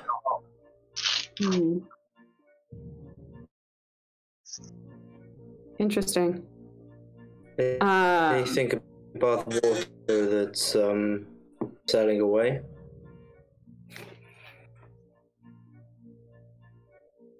Sorry? Repeat that one more time. Is there anything above water that's leaving the area? Like anything fleeing or going away?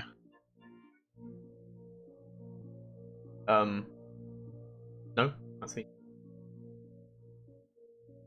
Can we ascertain what type of damage the ship sustained? He said it looked like it'd been cut in half. It's as you're now closer, it has been dismantled. There is flotsam littering the water, and you can see that as you look nearer the water that surrounds the shipwreck, the water is much darker and looks to be surrounded. As seafarers, is this the sort of damage that we would have seen at any point before? I mean, the waters in a world like this is not particularly uncommon. Yeah. It's something you can often go sailing and not find, but it's not something that is so outside the ordinary, as there are many things in an ocean in a fantastical world such as this that can lay waste to a ship. Okay, so this doesn't look like it was another ship fighting a ship. This looks like no, it was... it looks like you'd have to get closer, but it doesn't look. To see what killed the people, you'd need to examine the bodies. I mean, I kind of want to go look for survivors anyway. Have we got Yeah, about half of the ship is still afloat, and it's the rear half of the ship. The rest is dismantled into many different pieces. We got any rowboats aboard our ship? You'd have a couple. Or dinghies. I mean, at this point, why don't we go swimming and we'll go look through it really quick. My only thoughts are that if it's some monster of the deep, that you could be lost beneath the tide and we wouldn't be able to know whether or not you needed rescuing. The vultures are here. The vultures wouldn't be here if it was still here. Does this look old? I mean, the vultures, it's been here a while? It doesn't look too old.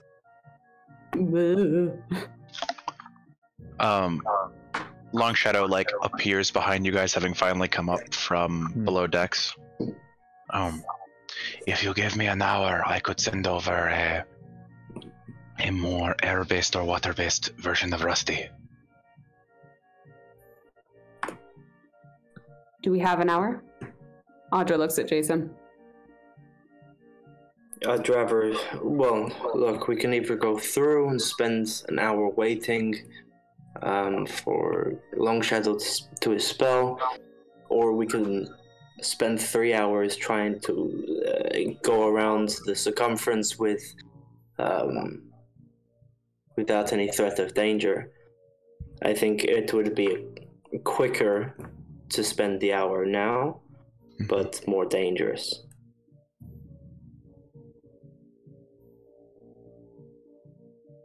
Do we want to look for survivors, or do we just want to avoid this altogether? I mean, that is a lot of dark ocean, if you know what I mean. Kate, what do you think? I mean, if there are survivors, we should help them. We have to at least try. And, I mean, hey, at the very least, if there are people we can save when we get them away from here safely, that's our name being shared around. I mean, that's what you wanted, right, Long Shadow? I think that's not particularly what I meant, Kid, but I see what you're saying. I believe we should check. Had I thought more on it, I could have done this in 10 minutes, but unfortunately, it shall take me over an hour. Katrin, he calls to the pilot, half-elf. Hi. Drop anchor, we're stopping here whilst we make preparations to see what we're doing. Hi, Captain. Weigh anchor! And, yeah, they hit the thing, the big wheel in the middle, makes the anchor drop. Yeah. Long Shadow, if you want to conjure some aquatic being, I think we're more likely facing a monster of the deep than a monster of the skies. But we're looking for survivors, are we not? And survivors would be above the water. Otherwise, they're not survivors for long. Okay, so are you spending time to conjure, to cast Yeah, familiar? I'll run down back to my quarters and grab one of my 2 remaining cubes of magical incense. So I'll mark that off. These things cost 10 fucking gold. Mason had a really good idea, but Jason wouldn't have the good idea. You sure? Make yeah. Okay. Yeah, I was gonna say DM could have you do an intelligence check. Let's see here. Would it be possible? I know that it Birdie. Yep. I know that it uses the stats of like a hawk or something like that. Would it be possible to like still use those stats but make some sort of like waterfowl or something that regularly dives? Like a fowl, then Like a duck? Would he bring that to the party? Well, I'm just asking Birdie because he's working purely off his own like magical knowledge at this point. Ducks aren't known for extended flights, are they? What ducks fly all the time, yo? I know they can fly, but They they fly migrate, far. don't they? Yeah, they migrate, yo. Okay. Yeah, you can make a duck. Yes. So I've never after... heard anyone casting Find Familiar for a duck, for sure. Dude, ducks are cool, man. Also, ducks are mean. Okay, so for an hour, Long Shadow will be there on the what is the word for the big flat piece on the top of the boat that my brain is not remembering? Deck. Thank you. I'm having a little bit of a day. Okay. Having a little bit of a day. You saw me yeet my Alexa unit earlier. It's just it's a whole thing. And you begin casting, and after half an hour. Oh no. Oh no. Oh. The crew who had been waiting and going about their business fall silent as the entire ship. Oh Yeah. shit. We need to leave. Audra shouts, bring up the anchor. To arms.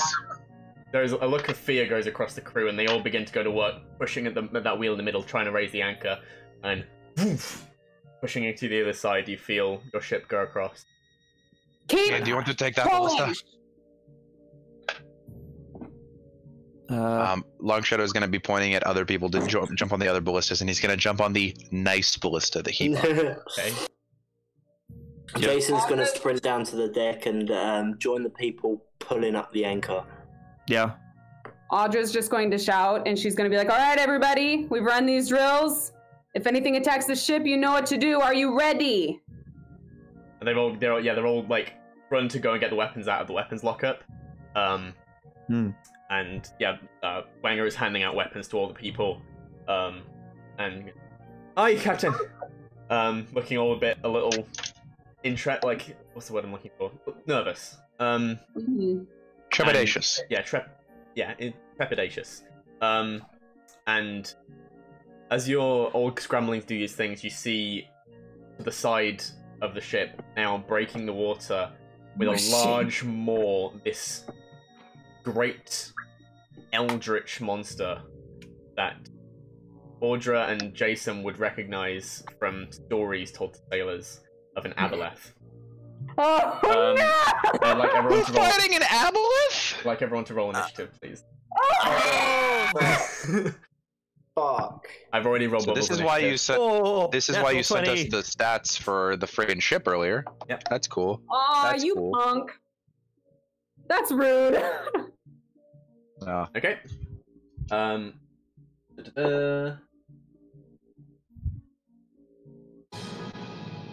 Right.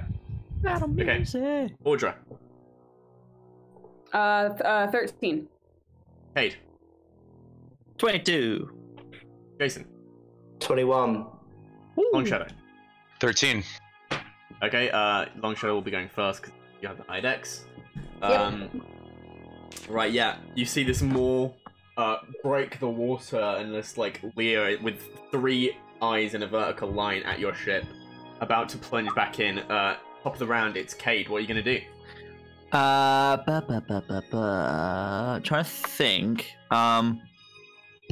If I Hexblade curse it, I can't tell where it is, can I? That doesn't like just tell me where it is. You curse it. Yeah. If If I do that, does that doesn't like let me know where it is? Does it? I don't know, does it? You can play central.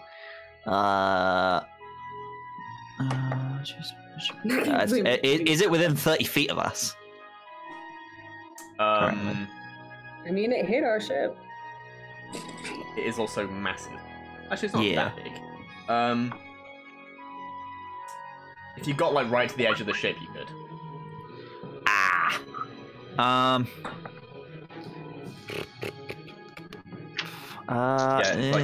It's more like its whole face is about 5 feet across.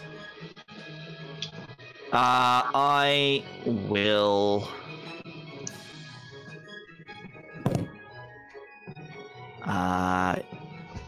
Yeah, why not? I'll Hexblade Curse it. Okay. Why not? Why not? Yep, Hexblade Curse is a bonus action.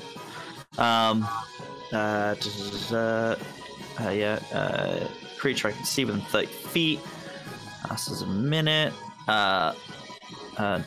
Against the cursed target, you gain a +3 bonus to damage rolls. And if I hit a 19, that counts as a crit. Okay. Yeah, so bonus action Hexblade Curse on that bad boy. And then you know what? I'm gonna gesture to others to get on the ballista, and instead of getting on it myself, I'm just gonna charge up my Eldritch Blast, and I'm gonna blast him. Okay, go twice. for it. Hey y'all, 14 plus 7. Guns. 14 plus 7 is a that'll hit. Cool. I'll roll my second one's hit as well. Natural 1 on that second one, so 8. Won't hit. Right. Okay, one of the beams hits, so that's 1d10. So you finger guns, and these 2 Eldritch Blasts go off. The other one finding itself going straight into its open maw. The other one glancing off of its thick hide. It's 8 damage. 8 damage total. Oh wait. With Hexblade Curse though, that would add 3.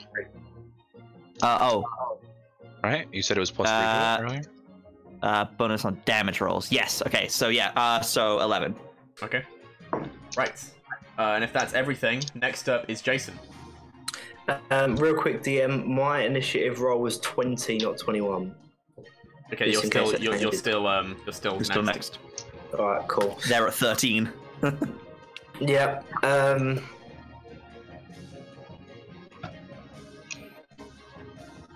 Jason's gonna run to Aldra, put his hands on her shoulder, and say, "I need you." Yeah. Where's Jason? Great. I need you to charge me up.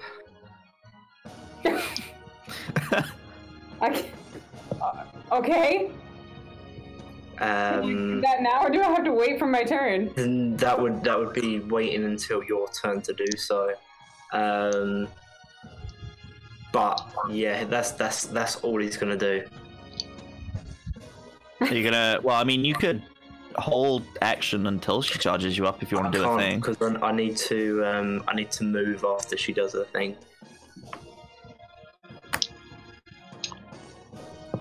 Fair.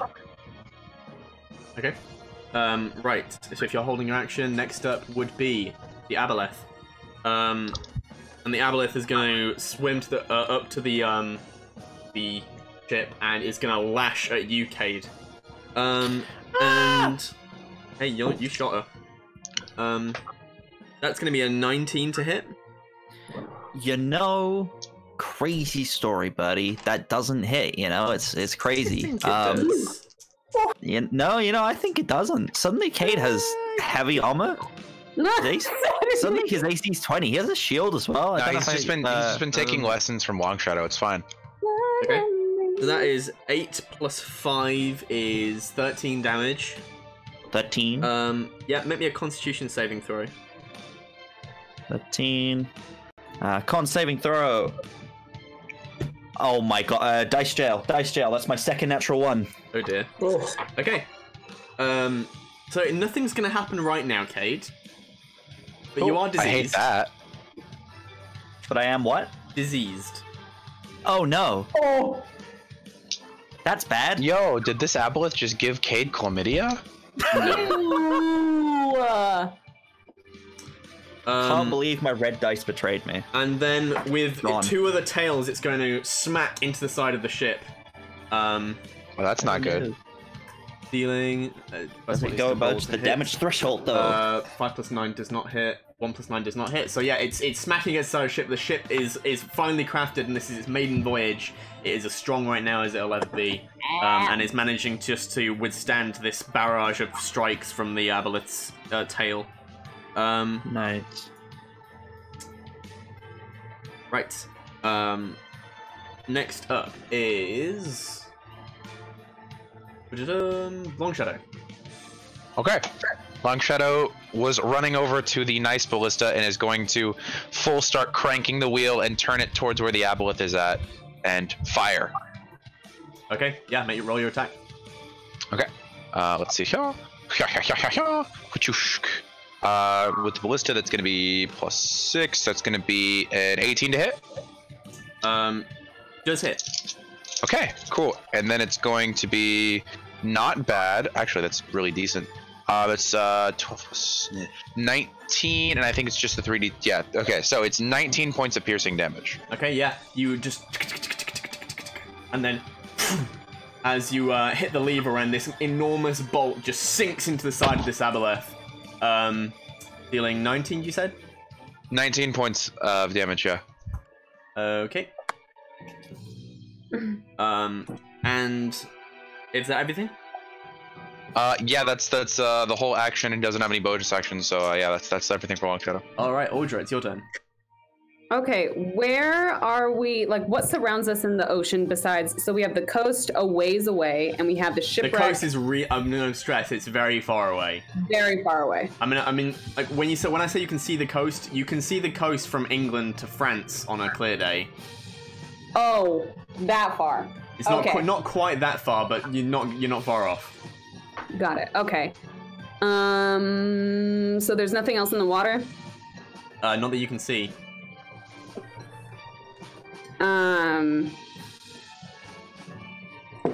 How far apart are the two? So we have a half of a ship and then just debris? On the ship that was damaged, yeah. Correct? Yeah. Do I think that our ship will take any damage if we sail through the debris to get close to the half that's still floating? Maybe a little, but not a tremendous amount, as it will. If you go slowly, it'll push it out of the way more than it will damage you. Okay. I'm gonna look at, is it Katrin? She's the pilot, yes. Yeah, and I'm just gonna look at her and I'm gonna say, sail on that way. Okay. The anchor is still being pulled up. Oh, okay, never mind. And Jason had run down to help with that, right? I had thought. He had, and then he also asked Audra to charge him up. Okay. Yeah.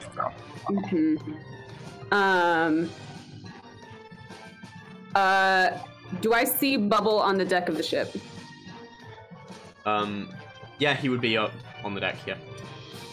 Okay, I'm just gonna shout to Bubble, and I'm just gonna say, please protect the crew if you can!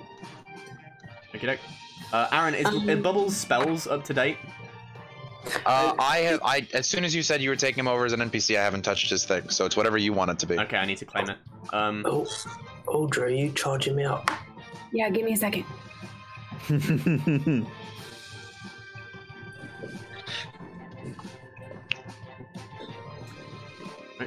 Okay. Yeah. Okay, is there any piece of the aboleth that I can get to?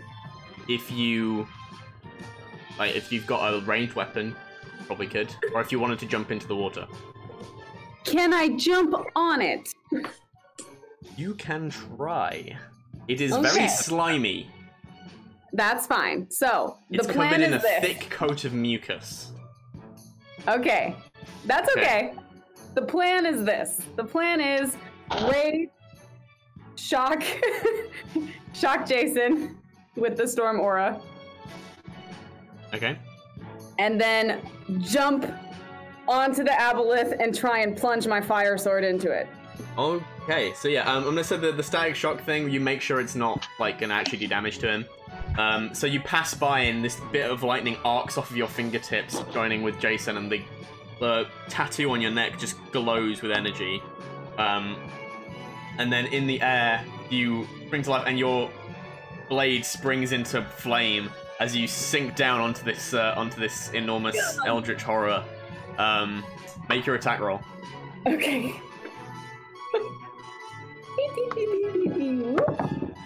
Okay, not bad. That was a 15. 15 plus 8. So That 20. 23? 20. That hits. 23. Okay. Oh my god, damage dice. Okay.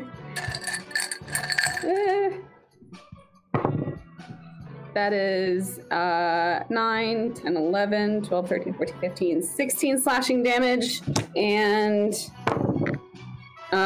6 fire damage. 15 slashing damage. And 6. Okay. Right, can you make me a constitution saving throw? Why? Because you hit it with an attack, you're within 5 feet of it. Oh, I don't like that. Actually, no, first of all, can you make me a dex saving throw? Sorry. That con one, if we're counting that, it was a 13 plus 7, but I can reroll it. That's fine. We'll count that if it comes to it. Dex is 17 plus 2, 19. Okay, yeah, so you jump down onto it and you sink your blade into the back of this aboleth, and you just manage to hold on. Your feet are barely keeping steady, but you manage to stay above the water. And you can smell this noxious smell coming from the mucus on its hide. Oh, can it make a dex save for me? Yeah? Wait, you already used your static shock, I remember. Oh, on Jason, never mind. Yeah. Right. So, next up would be Bubba left the Whispering Key. And he is going to...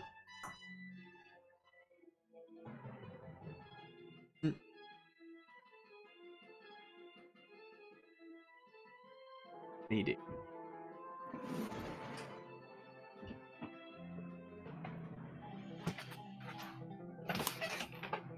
He's going to move his arms in this large front, and you see the fur on his fur just like stand on end a little bit, and water begins to crawl up the side of the ship and onto the deck, creating a wall of water between the aboleth and the crewmates who are currently trying to raise the anchor.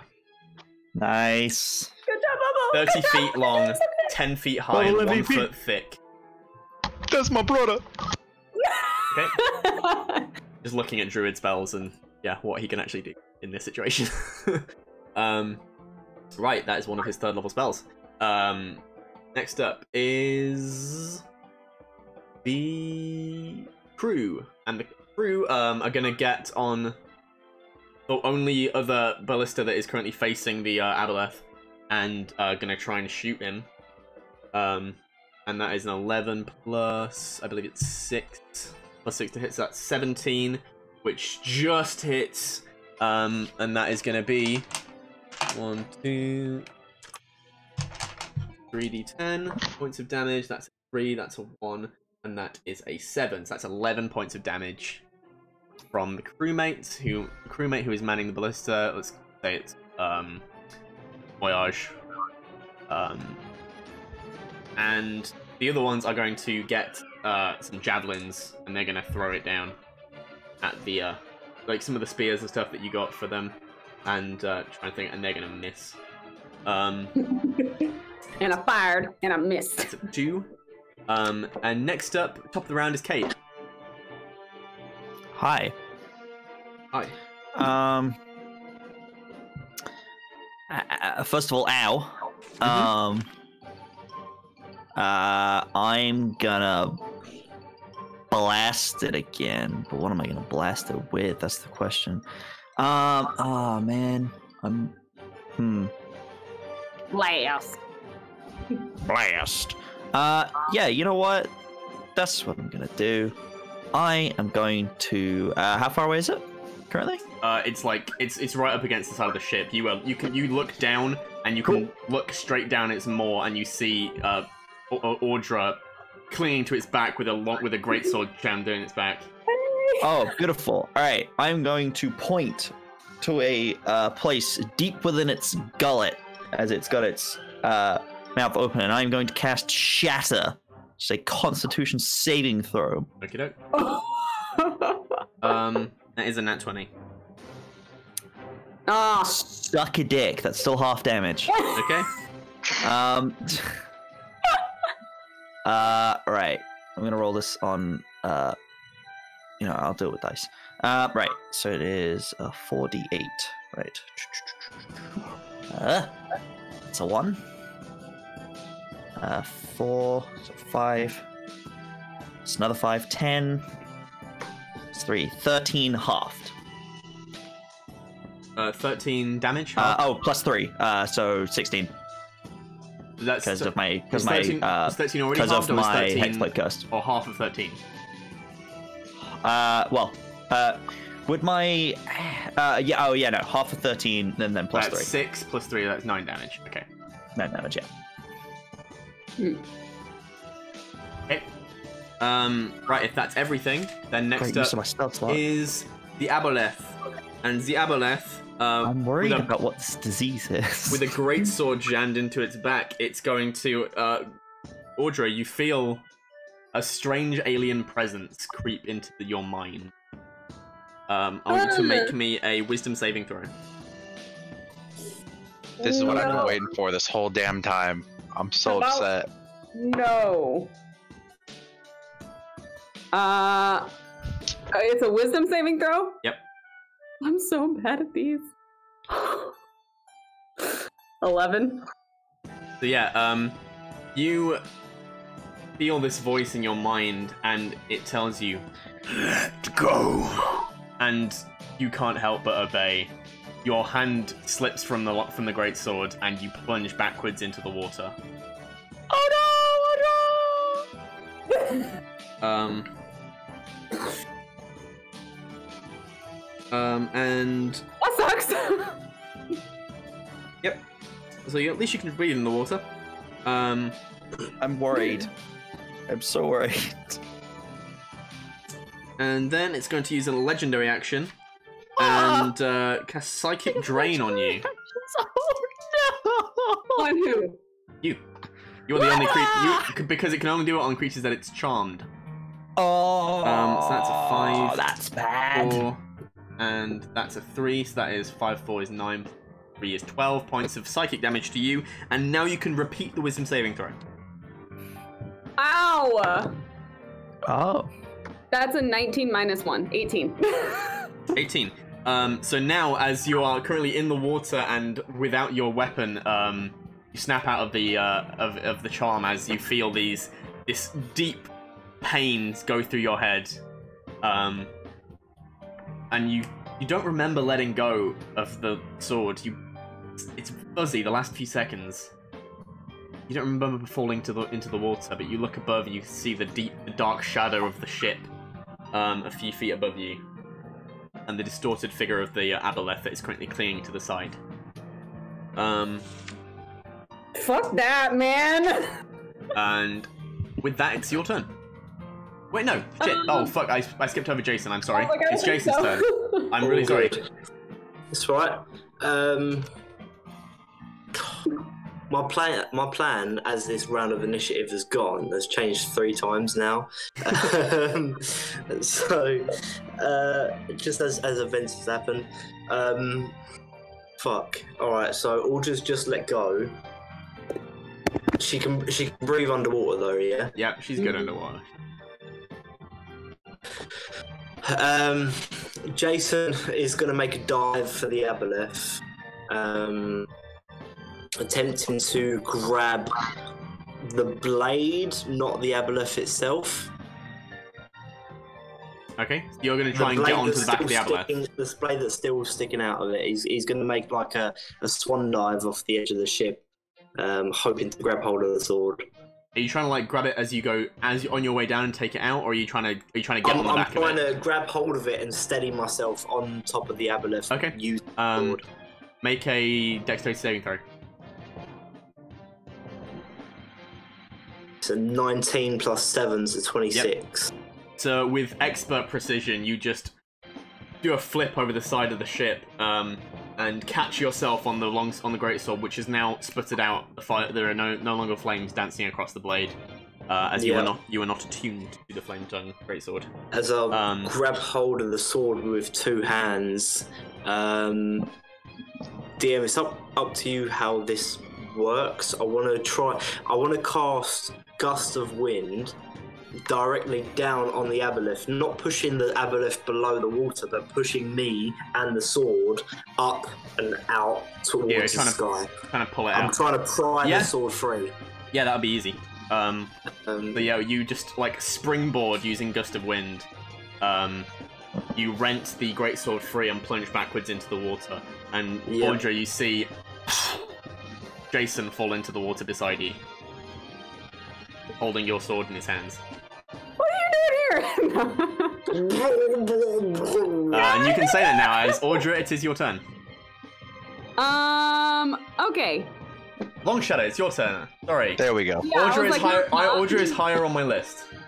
I'm going to, seeing the two of them have dropped in the water, I'm going to quick grab one of the ropes that we have on deck, tie it around the back of one of the ballista spikes, and give it a very weak fire into the water next to the two of them. I'm dropping a rope for them to try and get back on the ship, so they're not stuck out in the water. That will take all of your. That's totally fine. Your action and bonus action. Totally fine. And yeah, you managed to just very quickly make a makeshift line for them to grab onto, and you just, and then I'm gonna yell to the crew members to come help me get them back up on the deck. Okay, I didn't roll a 1. So these two great bolts just into the water beside you, Jason and Audra, and then begin to rise as the bolts float. But you can see there are ropes attached to them. And now, Audra, it's your turn. There you go. I'm going to reach out my hand and grab my sword from Jason. Trimmed up to the top. And then I'm going to push my way up to the top. Can I drag him with me? Or would that be my action? It would. So concentration is still. Concentration is Gust of Wind is a concentration spell, so it's going to be going on for 1 minute. So I imagine if I plunge into the water, I'm going to start floating upwards because of the spell still emanating from me in a downwards direction. So not only does Jason plunge into the water, you also see just the water retreat from him as he's just wrapped in this maelstrom of air. And with that, he begins to rise to the surface before you can get to him. But you manage to just snag your sword off. Okay, great. Then I'm not going to worry about it. I'm going to swim. Where is the bolt in relation to the aboleth? It's not too far to the side. But the aboleth isn't in the water. The aboleth is suckered to the side of the ship, just pounding onto the ship. Okay, it's on the ship. Yeah. It's not big enough that it would be in the water and next to the ship. You get a look, it's about 15-20 feet long and about 5 feet in diameter. Can I reach it if I'm in the ocean? Like, is its tail? You could probably grab its bottom tail, but the tail is currently like he's using his tentacles and tails as weapons, so they are very hard to grab onto right now because they are currently just. Okay, so is there a way for me to like grab the bolt and like as I'm rising up, like slash at it? Probably not, because it's not like he's not yanking you up with the rope. It's just there's a rope there and you can hoist yourself up. Okay, in that case, I'm just gonna move and try and get myself back on the ship so that I can hit the creature whenever I can next. Okay, yeah. If you use your action, you can probably get up onto the deck. Okay, I'll go ahead and do that. Right. Yeah, I give you a helping hand. We pull you back up on top. As I rise, can I take a quick assessment of how my crew looks? The crew are currently mostly scrambling to get the ship in working order. There is a few of them that are currently trying to get the anchor up, being protected by this wall of water. Bubble is currently casting whatever support spells he can. There are there's one guy on a ballista, and there are about 3 others that are trying to hit this aboleth with whatever they can. Okay. The rest of the crew is trying to get the ship to move? Yeah, so they're currently doing everything they need to move the ship away, because that's what you ordered. Okay. Okay. Alright. With that, it is Bubble's turn. And Bubble is going to...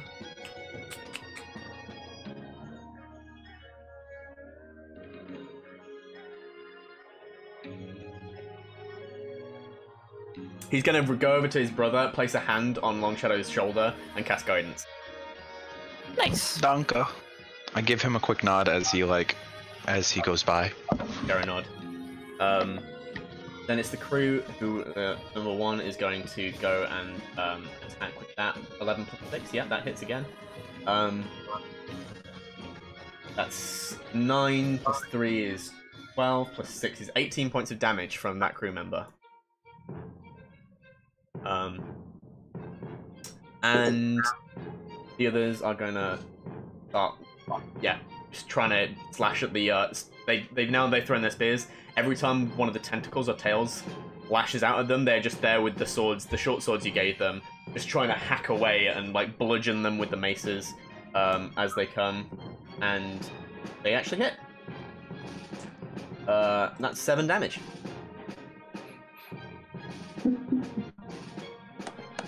Right.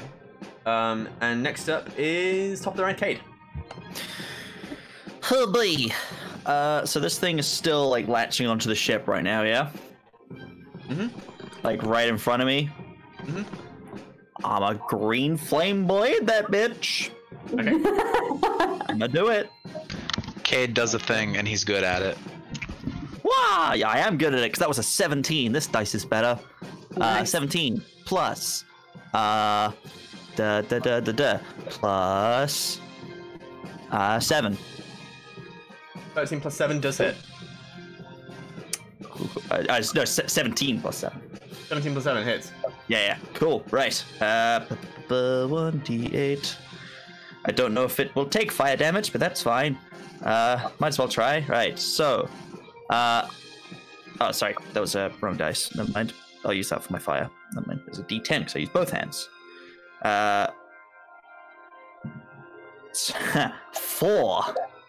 4 slashing damage plus 4, so 8 slashing, and then 5 fire damage. Okay.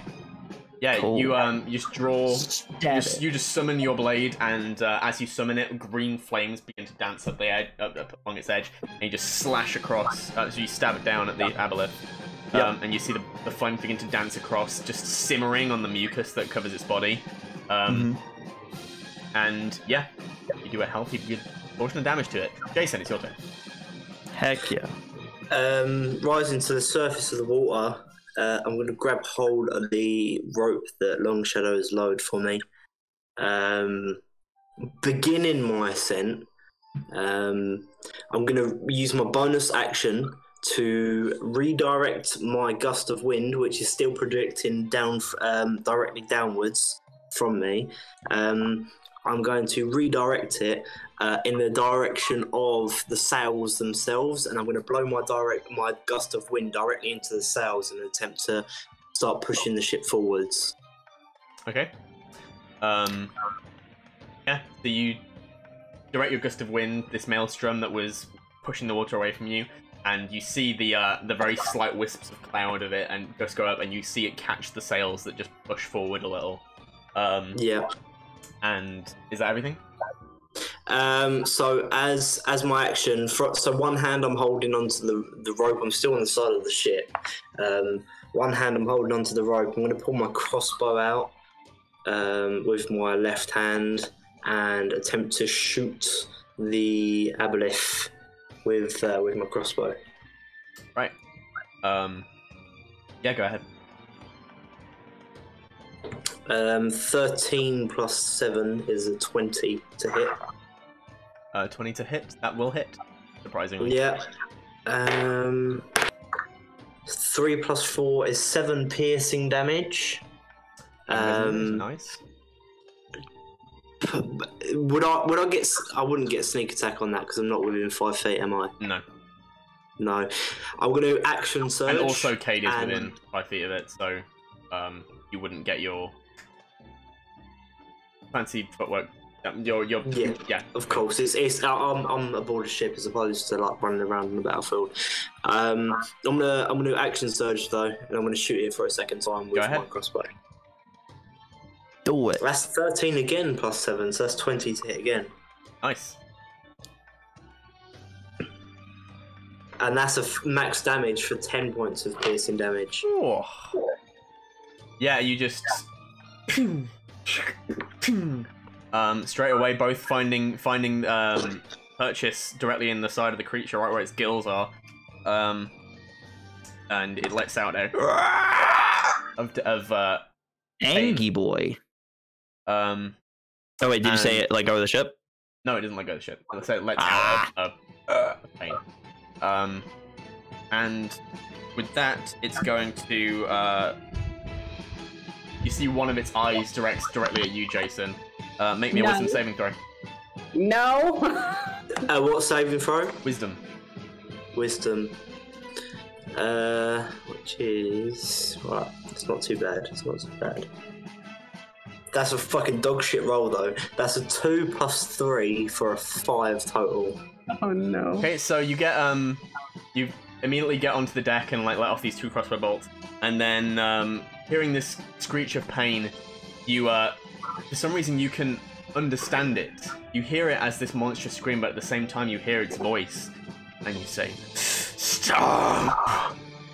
And you are compelled to lower your weapon, and yeah, just. What did it say? Stop. Yeah, it said to you. Imagine with that as well. Just to add to that, my gust of wind stops as well. Yeah, it probably would do. There wasn't like a direct command. Like this isn't like the command spell where it's like you need to interpret its orders. It's more of just it has control of you. Of course. That's one of its 3 daily uses of it, enslave. Hate that. And then it's going to use its final legendary action of the day and make a tail attack against the side of the ship. Oh, Birdie, you know legendary actions renew every round, right? They do? Yeah. Yep. Yeah. Shoot. Yeah. Okay. I didn't know that. Thanks, Aaron. Thanks, Aaron. I wondered why he. I wonder why he only used the psychic drain once. That many. I was like, is he going easy on us? And then it uses his tail attack and deals a healthy. I gotta be honest, yo. No, that's fair. That's fair. Someone else would call out. It deals a healthy 15 damage to the side of the ship. Oh no! Don't like that. Who's keeping track of the ship's health? I've been keeping track. Okay. He hasn't actually dealt damage to the ship yet. This is the first time he's dealing damage. I was wondering because I was also trying to keep track, but I couldn't. I've seen us on other ships before. Does the ship have a damage threshold? So the ship has a hit points of 300. The hull has hit points of 300. Mm-hmm. Do we have a damage threshold? 15. 50. Oh, so it had exactly 15. It did the damage, yeah. Damn. And it doesn't say I can't do this. So it's going to do another 2 of those attacks. Yep. That hits and that misses. 4 and 3 and 2 is 1, 3, 7. 2 is 9. Does not do any damage to the ship. And yep, that is its turn. Long Shadow. Yep. Seeing that Cade is over there hacking and slashing, trying to get this thing off the boat, Long Shadow is going to direct one of the crew members to take over his spot at the ballista, and he's going to run over and pulling out all 3 daggers and make his 3 attacks at the tentacles of the aboleth. Okay, go for it. The first attack being, I don't know if that hits or not. That's only a 15. No, 16. 16. 16 does not hit. 16 does not hit. Second attack. It's another fucking 16. Third attack, which is the bonus action. That's a natural 20, but that's the one I don't get to add my modifier to. So I deal a total of 6 points of piercing damage to this thing over the course of my turn. Nice. Did you roll a 3 and double it, or did you roll a 6? I rolled a 3 and doubled it because Okay. it's d4s, and I don't get to add my modifier to the bonus action attack. Yeah, it's looking much the worse for wear after this onslaught of attacks. Is there anything else? That's his action and bonus action and movement. So no, that's it. Audra, you are currently on the hole next to your brother in arms, Jason, and you see his face has just gone blank. He has a slightly dazed look in his eyes, and he's lowered his weapon. But the Aboleth is fully on the offensive. What are you gonna do? It's your turn. Would I recognize that what happened to me happened to him? No, your memory of that whole thing is completely fuzzy. Okay. I'm just gonna, as I activate my flame sword and run past, I'm just gonna be like, Jason! And I'm gonna like shoulder check him as I run, and then I'm going to go ahead and attack the Aboleth. Okay. Unless you make an attack against Jason, that won't do any damage. I'm not gonna make an attack against him. Okay. So that is 17 plus 8. That hits. Okay. Oh yeah. That is 10, 15, 16, 17 slashing damage with 6, 7, 8 fire damage. And then we're gonna go for it again. That's a 10 plus 8, 18. That hits. Well, how much damage on the first one did you say? Sorry. I remember 8 fire damage. What did you get on the sword? I feel like it was a 6 and a... I'm gonna say 16. Okay. Total slashing damage. Alright. Thank you. Because I don't remember. Alright. Sorry, chat! Next one hits, so we're gonna roll that damage. That's 2 plus 5 is 7, plus 2 is 9. 9 slashing damage, and 6 more fire damage. 9 slashing damage and 6 fire damage. Okay, so yeah, and can you now also can Long Shadow and Audra please make me Constitution saving throws? Yes. I should have done that on your turn, Long Shadow. I apologize. I have a question. What was I hit? No, you hit it. Oh, gross. Okay. 19 plus my con save. Okay. So -1. No, wait. +1. Sorry, that's a plus. My brain read that as a minus. Yes. I got 10 plus 7, so 17. Okay, so you got 17, and what did you get total, sorry, Long Shadow? Unnatural 20. Unnatural 20, okay. Yeah, both of you managed to resist the disease effects. And next up is... I had a question really quick before we go on. Yep. My storm aura, instead of shocking the Aboleth, could I have tried to shock Jason? What reason would you have to do it? Because he does already have the thing. Oh, that's true. Okay. Can the Aboleth make a dex save for me, please? Okay. Yes. That is a 11. Nope. You take 4 lightning damage. Bam. Yeah, and as you just swing at it, just this furious onslaught of fire and steel, and then it ends with a single bolt of lightning extending from your hand. And then it is the crew, and they are going to... Voyage is going to shoot, and he's going to miss.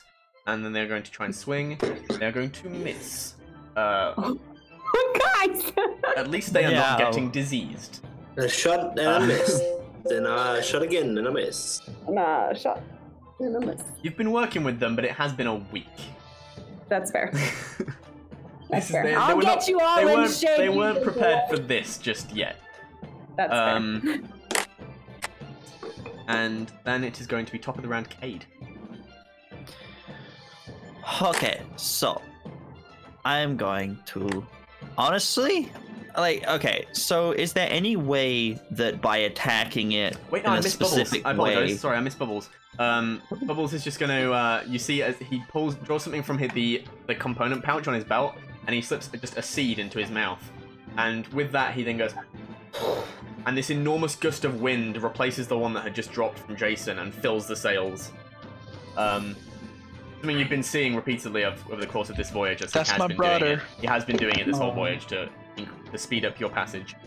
Love that. Now it's Cade. That's good. Okay. So it's still latched onto the side of the ship. Is there any way I can attack it in a particular way that would help dislodge it? Try and get it off the ship. You can make a strength check and try and kind of like sort of frying pan it off. Sure. Almost rolled that with my With red your dice. sword, That's a just bad try to idea. like wedge it in and flip it off. Okay. Unnatural 20. 18 plus 2. Just can't quite get it off. Really? Dude, this thing has a strength. Oh. This thing has a strength of 21. Oh, it's so That close. was wrong. No. Does that still do damage to it though? It wouldn't do. Ah, piss. You can't deal damage with the flat of a blade when you're doing like. I know, but I meant like, was there a way I could like, I don't know, like cut a tooth off or something that it's trying to Really? jam it? No. Alright. It's not like an Fair octopus, enough. so that is what an aboleth looks like. Oh my god. Yep. So, They're that's a- horrifying. They're spooky. It's literally just suction cupping to the ship. It's kind of grabbing on, and its form is slightly. It's just kind of stuck on, and like I don't know how to Okay. describe it because it is covered in mucus. Yeah. nasty. And it does have multiple tentacles, so it's just wrapped these tentacles around like the railing of the ship, and it's just hanging off, and then it's Hate it. attacking with its remaining limbs. That's just I hate that. Right. So, next up is Jason, and Jason, you are compelled. You're gonna try and swing at Bubble. What? Oh Do you want me to roll an attack? no. Actually, no. I see what you're gonna do.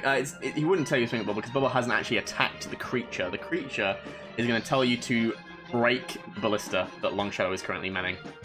Oh. Long Shadow left the Okay. ballista. He's been stabbing the thing. Remember? Oh right, yeah. So yeah, it's completely unmanned, and he tells you to I'm break the also ballista. stabbing the thing. Okay. And that's a command that obviously he's going to do, but it's left to Jason to interpret, essentially. Not really. Based Not on really. if you draw a weapon and it makes you cut the line between. AC 15, yo. Let's do this. Do you want me to roll? Wait, what's he attacking? Our ballista. Yep. No. What do you want me to roll? Just a scimitar attack? Yep. Yep. Whoa! That is a 16 plus 7. So that's a 23 to hit. You're Yeah, paying that'll for hit. that. What's fucked up is that's not even like the nice one. That's the one that I paid for. What the fuck? Do I get sneak attack damage? Technically, yeah, because this is an enemy that no one else is within 5 feet of. Yep. Oh. That's 2 plus 4 is 6, plus 4 is 10, plus 6 is 16. Yeah, and you were just hacking at it, and you are like cutting at Do you the want me to fibers of use the my thing. bonus action attack as well if I'm genuinely trying Yeah, to destroy you are it? trying with all your might to destroy it. If you have anything you can do to break this thing, you would do it. Oh, I That's hate 2 that. plus 7 to 9. 9 to hit Yeah. does not hit. You just can't quite. With your second swing, you just don't quite swing hard enough to actually damage it in any way. You know Um, those memes where the people go and they like kick the freaking pole because they ran into it? I feel like that's Jason with the ballista. I'm sorry, guys. Literally, the effect is the charm target is under the aboleth's control. That's all it says. Yeah. Yeah. and can't take reactions. You can make a wisdom save when you take damage. Oh. Or when you're at least 1 mile away from it, or when it dies, you will be free from its control. And next up is the aboleth. But that's bearing in mind as well. That's information that the party wouldn't necessarily know. know. Wouldn't have. So, I'm just making it clear to you. I'm not just trying to be a dick. Like, yeah. No. Of course not. I understand. You're That's why such I want to clarify that I will use my bonus action and I will like. Yeah. He's gone. He's gone, so I can't attack him. This is bullshit. Right, Audra. I'm assuming a 25 hits you. No. I'm assuming a 26 also hits you. Okay. And I'm assuming a 22 also hits you. You know, you're doing a little much right now. You're at like a 10. I need you to come down to like a 1, okay? Okay. So that is a 7 plus 5. That's 12 damage on the initial one. That is... That's 13 damage on the second one. And that is 11 damage on the last one. And then I need you to make a Constitution saving throw. Damn. Constitution. Natural 19 plus 7. Yep, you managed to stave off the disease. And then Long Shadow. That misses. That misses. That misses. I rolled a 4, a 4, Remember, and a 5. I only have AC 17 right now. I know, but I rolled a 4, a 4, and a 5, and those are all adding plus 9. So it don't hit you. What? This is a DC 10 creature. This is a challenge rating 10 creature. Why are we fighting it, Birdie? Because you have a ship with ballista. Oh my And also God. we're like a party of 4 level 6s. That makes sense. Oh my gosh. Remember when I kept putting you against CR appropriate monsters and you kept destroying them in 1 round? Yeah, I do remember that. This is what you get. What you get? That's what you get when I don't get to have my fun. Long Shadow, it's your turn. DM really wants to hit something, guys. Would Long Shadow notice All too well, like mate, don't worry. the ballista getting fucked up? Make a perception check. Okay. Oh no. Natural 20. Yeah, you see Jason just wailing on this thing, or with like a man possessed, just fucking. Long Shadow just exasperated because he's dealing with this fucking thing. Jason, what the fuck? You get no response. No response? No reply. Absolutely no response. His eyes are dull. He is just swinging like a. His eyes are dull? Like, well, I mean, his eyes just like there's no real controlled, life. right? in Does them. it look similar to what happened to Audra when Audra just let go earlier? Yes. Yes. I don't remember that. But yeah, for you, Audra, it's almost like if you would, the way you would explain it in your brain is almost like you just felt dizzy and had to let go because you almost passed out. That's how it would appear in your memory. Yeah. Long Shadow is going to bonus action take his he's gonna use his first 2 attacks to still keep attacking the tentacles. But like while he's like sitting there stabbing, his tail is gonna grab one of the daggers off his belt and just fucking throw it at Jason. Alright. So the one at Jason, I'm just gonna roll that one first. That's a 16 plus 8 to hit. Yeah, I believe that hits. 24 to hit. Jason. 20. Yeah. You take 1 point of piercing damage as I whack you with a fucking dagger.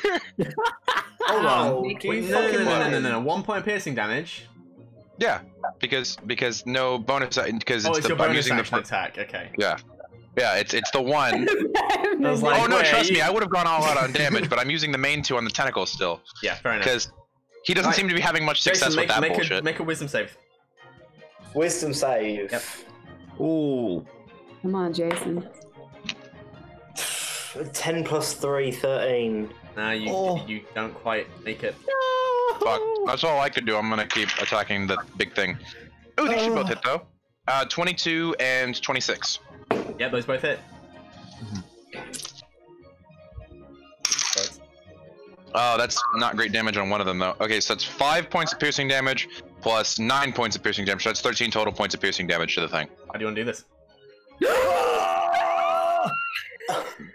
Not gonna lie, he's gonna while he's like stabbing at it, trying to use his tail to like whack one at Jason, he looks down. He's like, the fucking thing's head is right there, and I have the ability to throw. And he's just gonna take both of his daggers, and he's gonna at the same time toss them in full like cycling arcs directly down at its head. Damn, yeah, you just bring it and rake it down either side of those eyeballs, just break it as far as you can down, and you just hear it. And its tentacles that were in a vice-like grip around the side of the ship just loosen, and it falls backwards into the water. Wait. I want an eyeball! And it floats belly up in the water. Brilliant! Yeah, we're gonna get that. Right.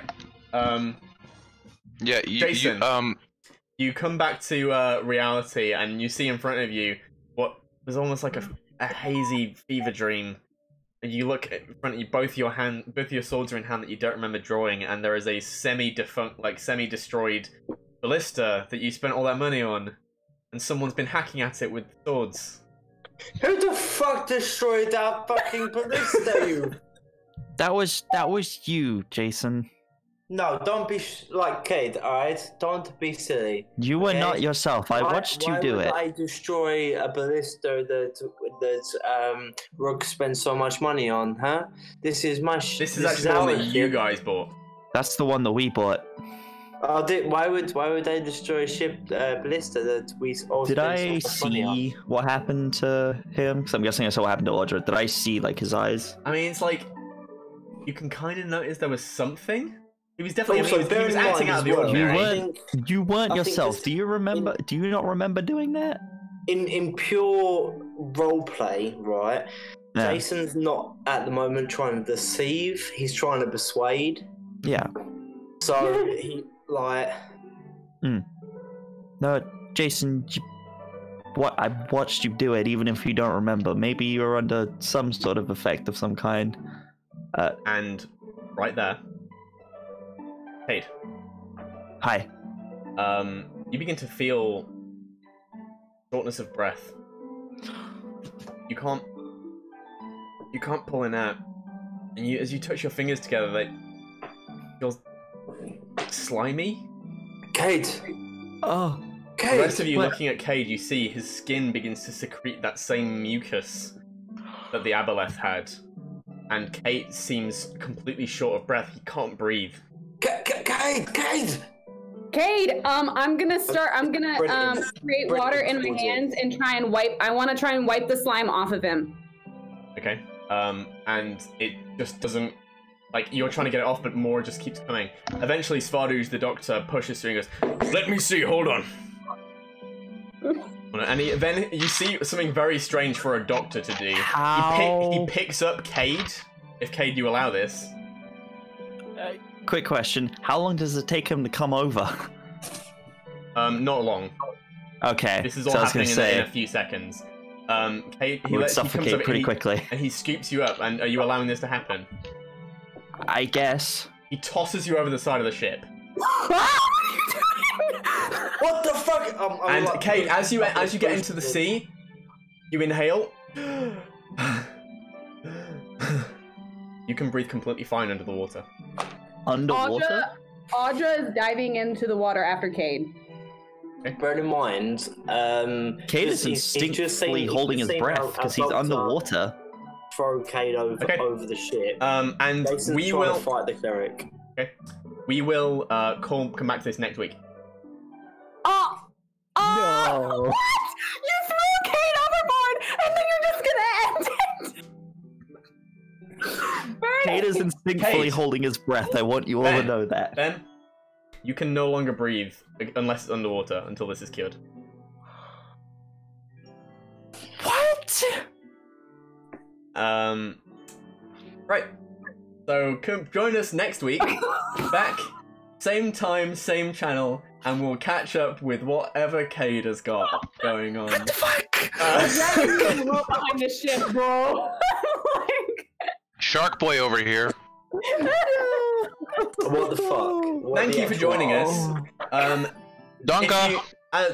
If you want to listen to what Nightbot just put in chat, if you want to get caught up on the show, and also you should totally subscribe to us over on our YouTube channel. That's also we touched on a touchy subject with Shadow Cleaver today, and I just want to say I want to treat that very, very carefully. And very clearly we don't support anything like that. And I plan on handling it extremely tactfully. It's something I've been very tentative to put into a game. And it's not something that is going to be prevalent in the world. I just wanted to say that. Right, on that topic, not on that topic, but with that, off that topic. Thank you for joining us, and we will be back next week. If you guys are new, make sure you subscribe with that Twitch Prime subscription. Yeah. What? You can subscribe and get you can get some awesome new emote. Thank you for joining, and we'll see you later. Look at that. Bye. Thank you very much.